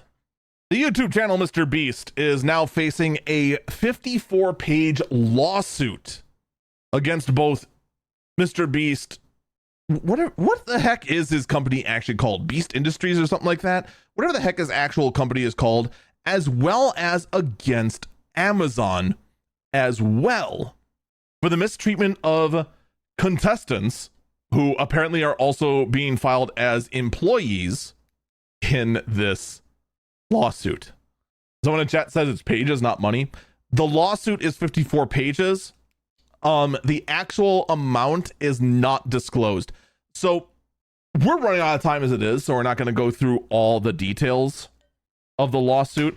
I'll just tell you this right now. It is heavily redacted. Heavily. Because, of course, it's on behalf of the contestants, the ones who were mistreated and didn't get basic needs as they were forced to be on set for multiple days, unable to get basic hygiene, medicine, proper dietary requirements met, and the list goes on and on and on. While other employees just simply were not even paid minimum wage or even paid overtime. Yeah, that's not good. So, yeah, it's actually kind of interesting with Mr. Beast, okay? Because first he faced allegations of everything he's done on his channel being staged and faked. And his response was to launch a toy line. He gets served a 54-page lawsuit, and it seems at the same time his response was to collab with two very suspicious YouTubers in making a Lunchables competitor that costs twice as much. Oh, and by the way, these things are suspect as hell. I'll just put that out there right there, because it's very clear the whole point of this is just to sell Prime and Feastables. So where is it? There it is.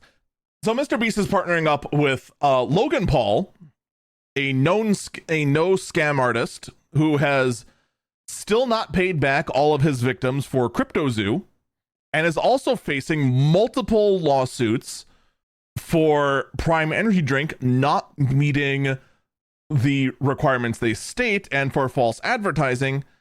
And another YouTuber I've only heard of in passing called KSI, who also apparently has a shady past. I haven't looked too much into it, but is still also facing the exact same lawsuits as Prime because he's partnered with that. And they go ahead and try to push out a healthier alternative to Lunchables.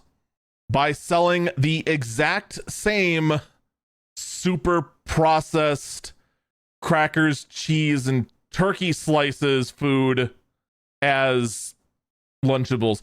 Am I the only one that finds this super, super weird? I kind of seriously doubt that.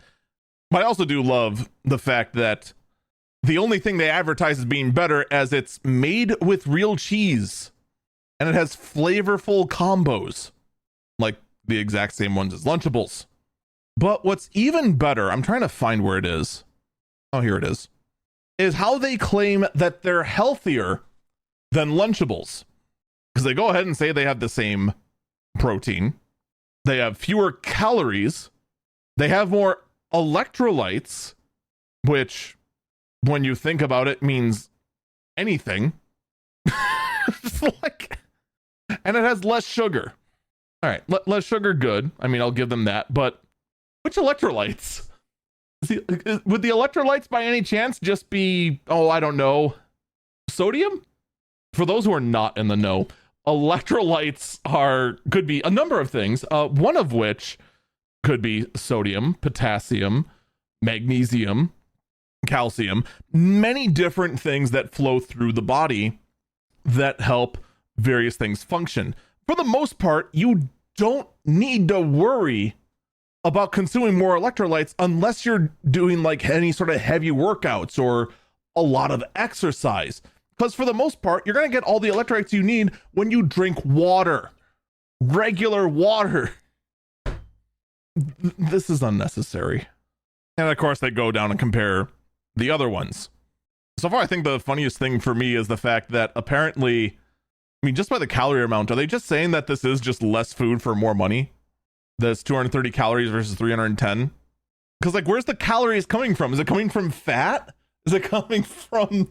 Where's the calories coming from? We don't know.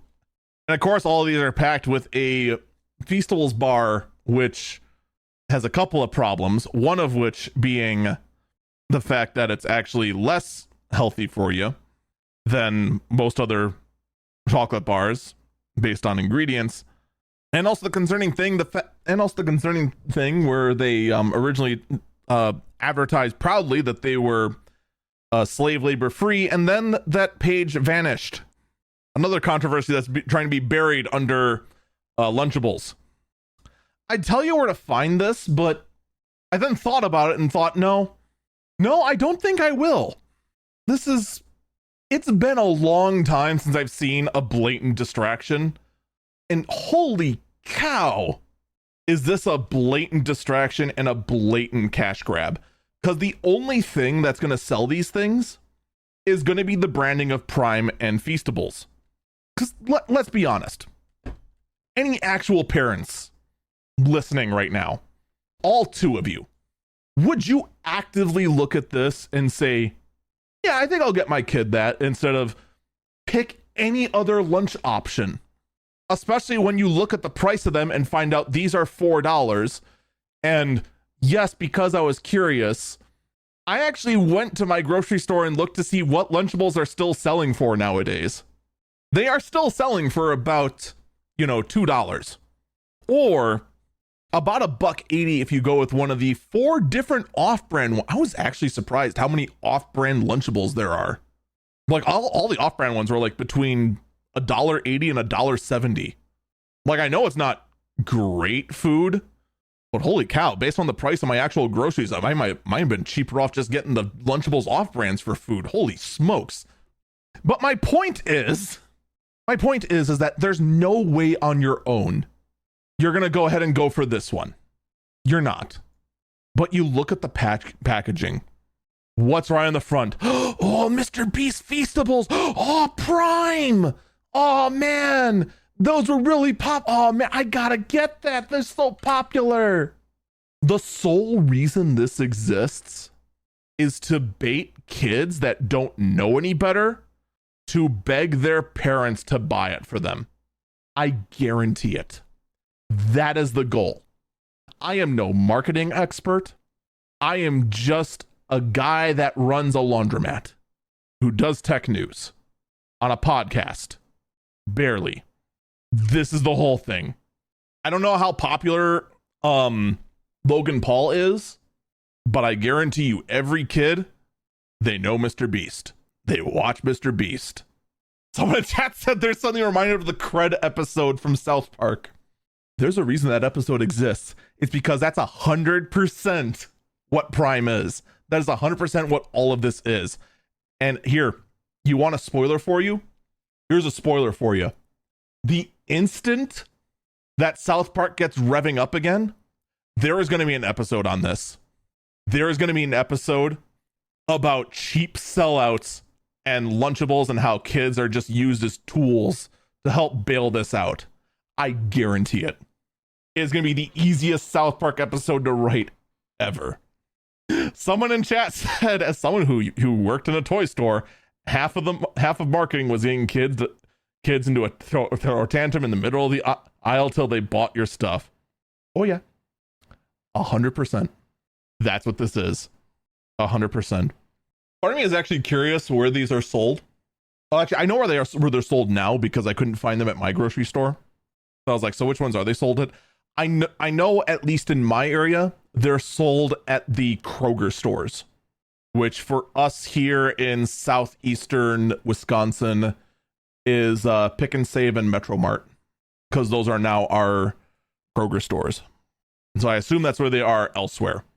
Well, the fact they got them in with Kroger is kind of massive, kind of impressive for one massive distraction. Part of me is just curious to see, are they in fact actually $4 that people have reported? Someone in chat said I said we're not to buy. Oh crud! I made a liar out of myself. I guess it's time to just end my career forever. Let's just shift gears wildly and never speak of that again. Let's shift over to producer Naoki Yoshida begging the PC space that now that Final Fantasy 16 is available on the PC, that in fact, that modders, please don't go nuts with Final Fantasy 16. Pretty please. As far as I'm aware, I'm not gonna lie, I haven't dug deep into the modding scene with FF16. I don't think there are that many mods for the game. I think there are some, but you know what Naoki Yoshida is afraid of?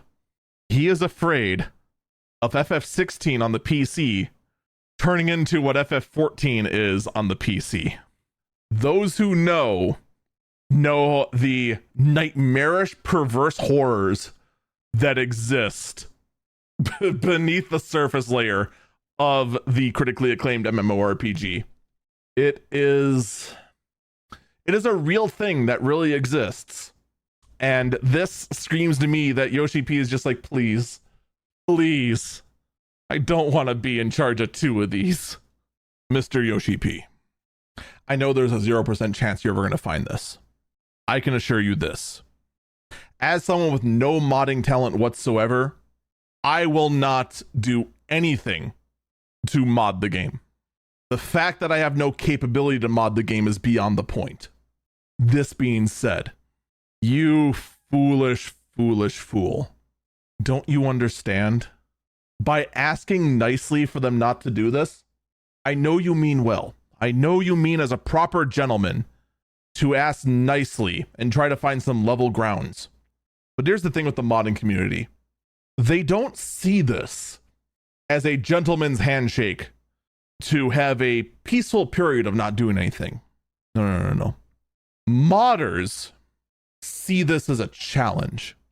By complete accident, you have 100% challenged modders to come up with inappropriate or offensive shenanigans for Final Fantasy 16, and I will be stunned if they don't have something by Thanksgiving.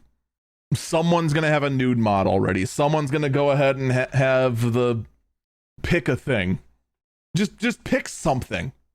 Pick any sort of terminology that I probably shouldn't say on a podcast that's multi-distributed through various platforms that all have different standards of what is and isn't acceptable for what's explicit content. It's going to exist by Thanksgiving. It's inevitable. But at the same time, Mr. Yoshi P, I do feel for you. I do. And when I see the screenshots and videos circulated throughout the internet, I'll hang my head down and shake it in disappointment with you. But deep down, I feel you and I both know it's going to happen. And there's not much any of us can do to stop it. There, 0% chance that he ever sees that. 0. Some people are saying I should have rounded up to 1. That it's a 0.09 whatever percent chance. I'll be stunned. Meanwhile, though, one thing in gaming that for whatever reason people decided to actually do for no adequately explored reason, Rockstar decided to add BattlEye anti-cheat to Grand Theft Auto 5. This was all to combat the hacker problem that GTA Online has. Here's the problem. The implementation of BattlEye anti-cheat has now made it, because they implemented it so poorly, that every person who plays GTA Online on Linux or the Steam Deck are now no longer able to play the game. Slow freaking clap. You know what the best part is? The anti-cheat's already been beaten. All the anti-cheat did was make it so that people who went ahead and bought the game to play on their Steam Deck can no longer play. And now, of course, the question is, who do you blame? Do you go ahead and blame the fact that Rockstar went ahead and implemented the anti-cheat to go ahead and combat a hacker problem that should have solved years ago, almost a decade ago, according to one person in chat? I have no idea how long GTA 5 Online's been around. Or do you blame Valve for the Linux Proton layer not having compatibility with BattlEye? It's a good question, right? Who's to blame? Valve for not having their custom implementation of Linux compatible with one of the biggest anti-cheats out there, or Rockstar for implementing it? You want to know how this argument gets even better? Here's how this argument gets better. BattlEye is compatible with Proton. Proton, for those who don't know, that is the gaming compatibility layer built that Valve released for Linux. That is basically the foundation of SteamOS. It is what allows, or easily allows, Windows games to play on Linux devices. It's more complicated than that, but for the sake of simplicity, just phrase it like that. Okay? BattlEye is compatible. You just have to go ahead and get in touch with BattlEye, that being the developer, and implement a version of BattlEye that has certain things done to it so it actually is fully compatible with Proton and Windows both. The version exists. Rockstar is just so lazy about their implementation of this anti-cheat that they did it wrong. Watch it stop nothing because the anti-cheat has already been defeated, and then don't care about the Steam Deck users, which granted are not very many, admittedly, that went ahead and paid them money and now cannot play the game at all, period. That is just how lazy Rockstar is. Good job. And then, of course, there's another elephant in the room. We're expecting GTA 6 soon. We're expecting GTA 6 to be like the big launch in either spring or summer of 2025. This raises the question, why now? Why do you suddenly care now? The online economy of the game was dead anyway. It's been dead because you ignored the cheater problem for years upon years upon years. The damage is done. It's kind of over. It's kind of the equivalent of taking a fire extinguisher and spraying it on the building that's already been burned down. All you did was make the cleanup messier. What was the point? Good job, Rockstar. Good job. In other news, photos of the Switch 2 have leaked out because of a Chinese website. I'm not going to show any here because I don't want to irk the ire of eyeballs out there. And in fact, at one point, Catbox got rid of it. Now they appear to be back. And honestly, the information we see from this is the fact that the Switch 2 appears to look like a bigger Switch. Shocker. I know. The other thing we saw is that the mechanism for attaching the Joy-Cons is different. The style is kind of closer to the rounded edges of the OLED Switch, like I'm showing on screen. It does show a bigger kickstand, like on the Switch OLED, like I'm showing right here. It also showed 2 USB-C connections, which, if true, super good stuff. Beyond that, we don't know anything else. So a little bit of information looks kind of cool, if true. We don't know if it is or not. All right. I should take a break, but we are running out of time very, very quickly. So we're just going to move on to kind of the story that took a lot of people off guard. Like, this was massive. All right. After the leaked CAD images from Nintendo came out, Nintendo went ahead and filed a lawsuit. Nintendo, in partnership with, in fact, I'll actually just read the whole thing verbatim because it's not a very big statement. Nintendo has sued Palworld. Specifically, they've sued Pocket Pair. All right. The actual statement straight from Nintendo is as follows. To whom it may concern, on September 19th, 2024, from the Pokemon Company, Nintendo Company Ltd. Nintendo Co. Ltd. Specifically HQ, Kyoto, Minamiku, I think is how it's, I don't know. I apologize for, I'm just going to apologize in advance. Any sort of Japanese name that I mispronounce, I apologize. I don't know better. All right. Japan Representative Director and President Shintaro Furukawa, Nintendo hereafter, together with the Pokemon Company, filed a patent infringement lawsuit in the Tokyo District Court against Pocket Pair. HQ 212-2, Higashi Gotada,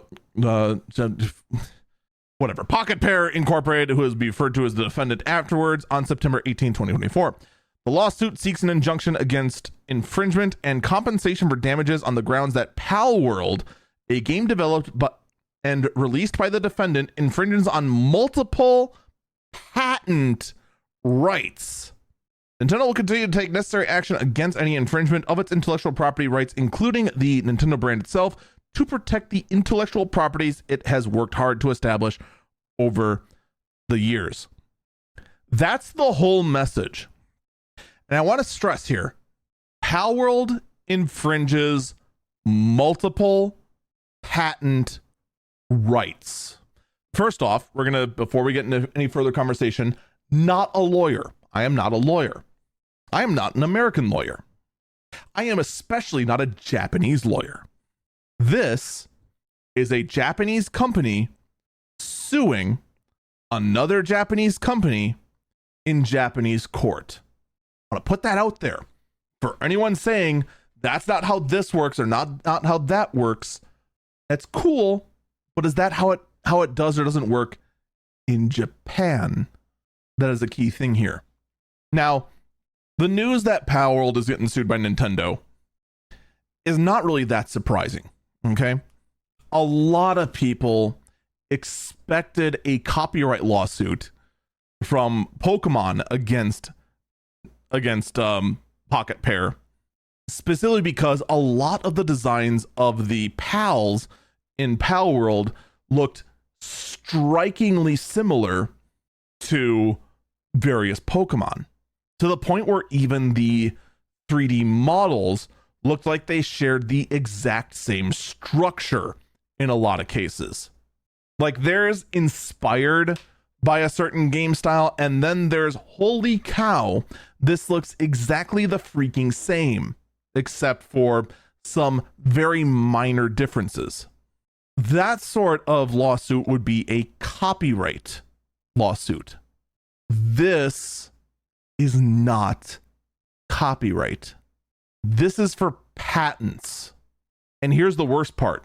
All right. A lot of people have been trying to figure out exactly what patents. Well, here's what I'll tell you. You go over to Pocket Pair.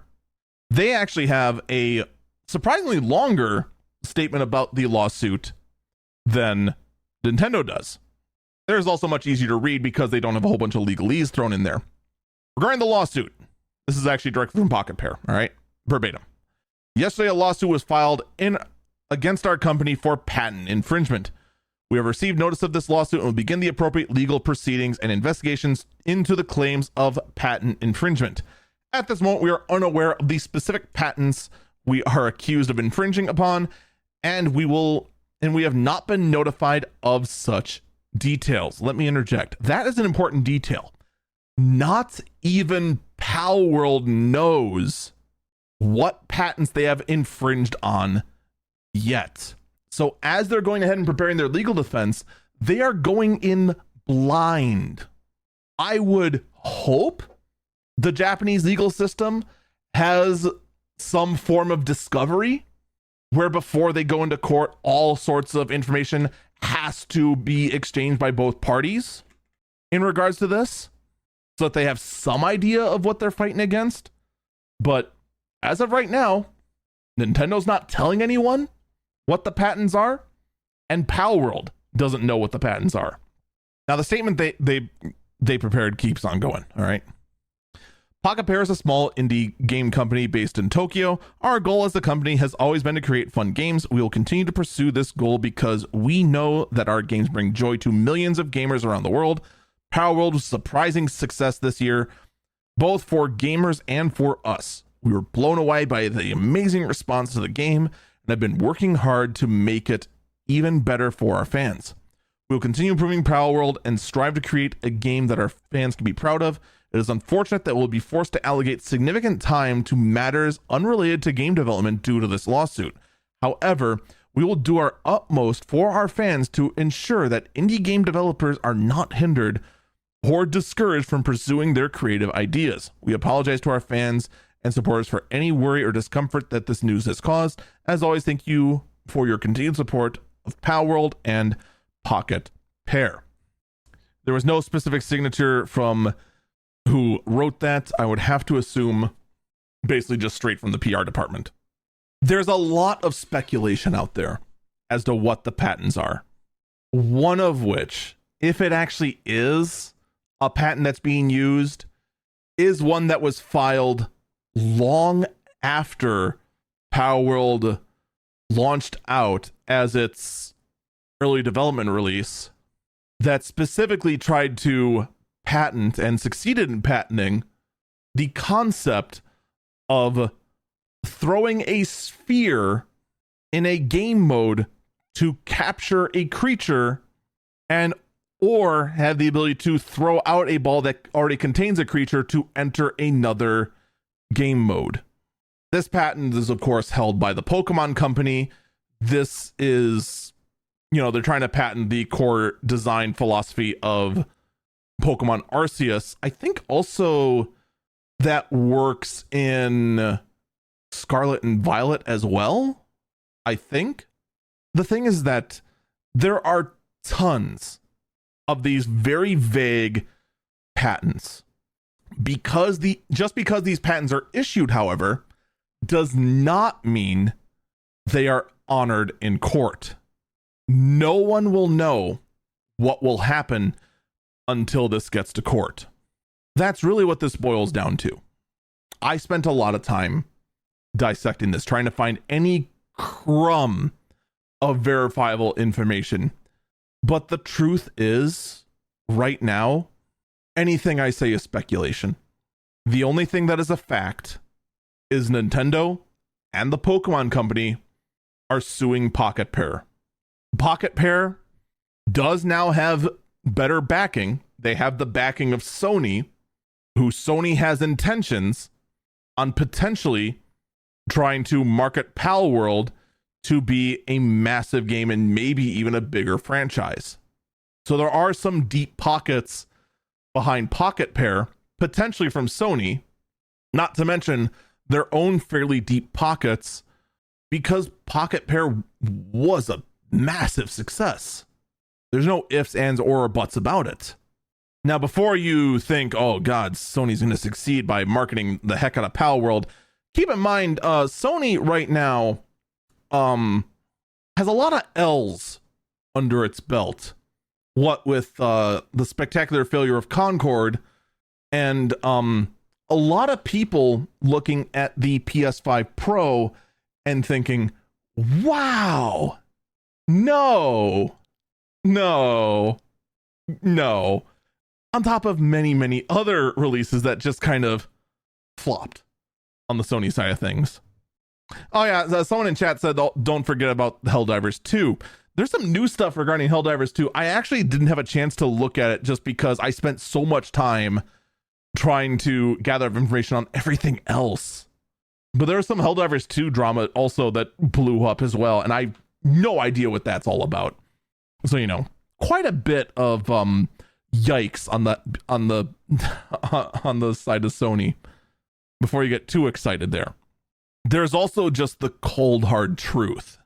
In the gaming space, a lot of people, when they look at the big triad in gaming, a lot of people, when they think of factions in gaming, they think Sony with the PlayStation, Microsoft with the Xbox, Valve with the PC space in general, and Nintendo's just off in the corner doing its own thing. That's what a lot of people think about Nintendo. Nintendo is not small. Nintendo is a juggernaut. They are literally a corporate Goliath. And if you somehow don't know, when Nintendo goes ahead and files a lawsuit, there's one thing that is very consistent, and very rarely is it ever not the case. Nintendo doesn't lose lawsuits. Nintendo's lawyers are cold. Nintendo's lawyers are calculating. A lot of people suspect, and it's a surprising number of people that suspect this, that Nintendo is solely filing this lawsuit to try and stall out palworld in court because they know they can't win, whittle down palworld in legal fees until they settle.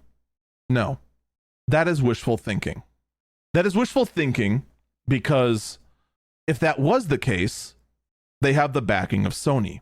They have their own very deep pockets that they could fight back with. That's not how Nintendo goes to court. Nintendo goes to court by laying down exactly how they got you. They will then give you an offer. That offer is not going to be good. That offer is going to be very damaging. And then your choices are either fight it and be drawn out in a legal battle you most likely cannot win because their cold calculating lawyers already figured out if they have the evidence to go forward with it and win, or you take the settlement that is so heavily in Nintendo's favor that they also have won. This is how they operate. So for every single YouTuber out there, because there are a lot of them, for every single person that believes, for whatever reason, that palworld has a legitimate chance of winning this, I'll say this. I don't know where you're getting that, because history definitely shows a very different story.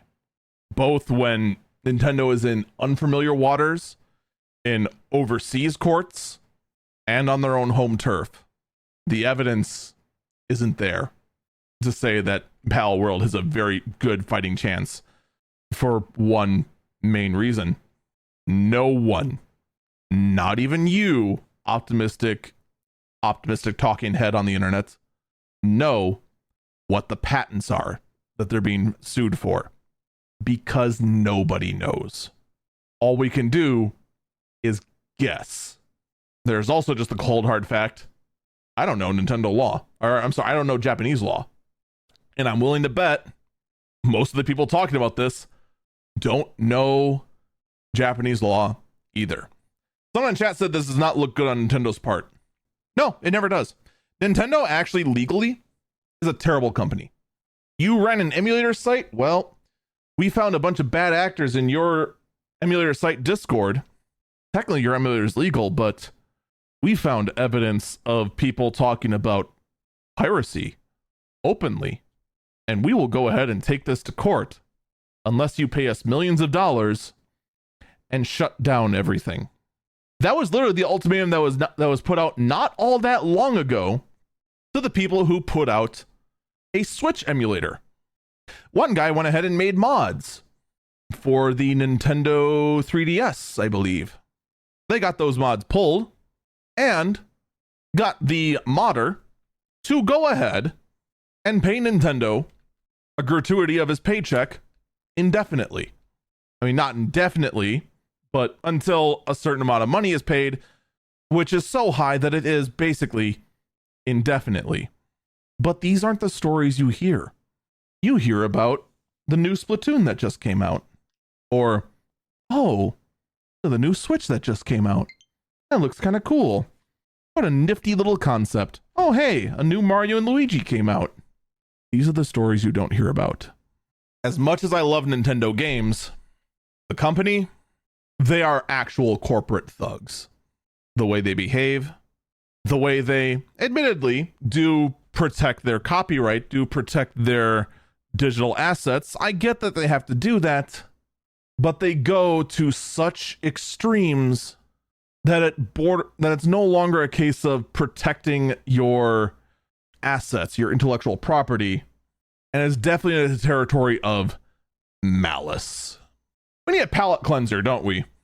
How about this for a palate cleanser? Microsoft has released a new Windows app, and the Windows app is for running Windows.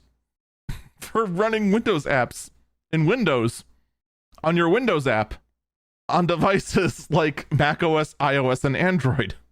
Yes, it's a real thing. It is no longer a parody.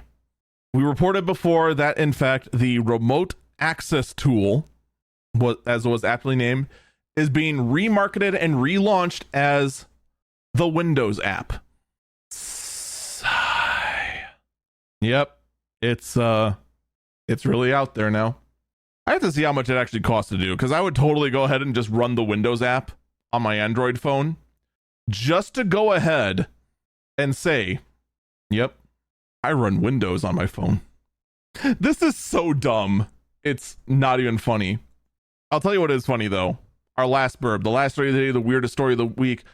Ladies and gentlemen, I give you the most gamer thing I have ever heard to come out of Japan. I give you Boost Noodle, caffeinated instant ramen that can be sucked out of a tube. This sounds like something I would only expect in Cyberpunk. You know what's worse? You know what's worse? People in the chat want it.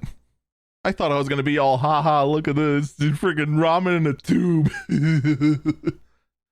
Chat wants it. And this just makes me wonder, am I out of touch? Am I the one that's out of Like, here's what I want to know, okay? It's instant ramen in a tube. Like, the unfortunate thing is that I unfortunately got this off, we have, like, never mind, the pictures do not help.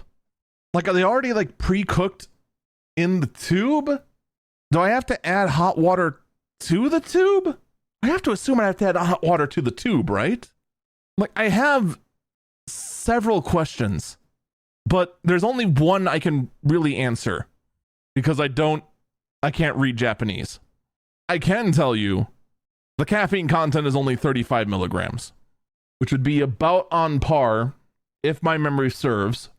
Would that be like a 8-ounce cup of coffee, 35 milligrams? I can't remember how much coffee it is.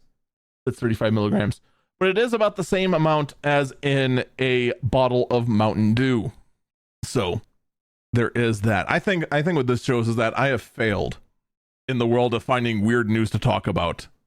Because I'm not going to lie, I thought instant caffeinated ramen noodles would beat out the Windows app for accessing Windows through Windows. But man, you showed me. Folks, that is going to do it for this episode of Eagle Eyes on Tech. Thank you so much for listening, and I do encourage you to check out my other works, youtube.com/EagleFalcon, and my Twitch page, twitch.tv/EagleFalcon. Take care. And hopefully, I'll see you then. Bye-bye.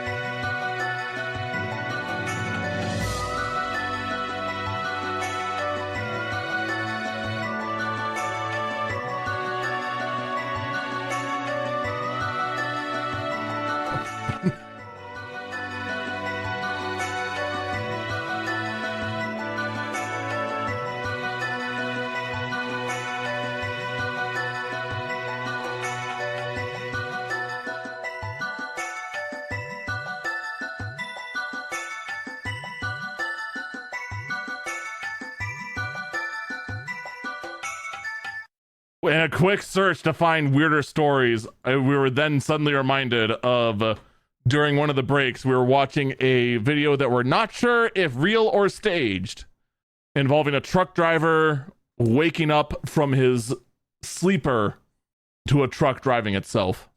I am still like 90% certain it's staged. But at the same time, by God, how is it not pulled over? That's the real question. And he wouldn't have to do that if he just went ahead and had caffeinated instant ramen noodles. I'm just saying.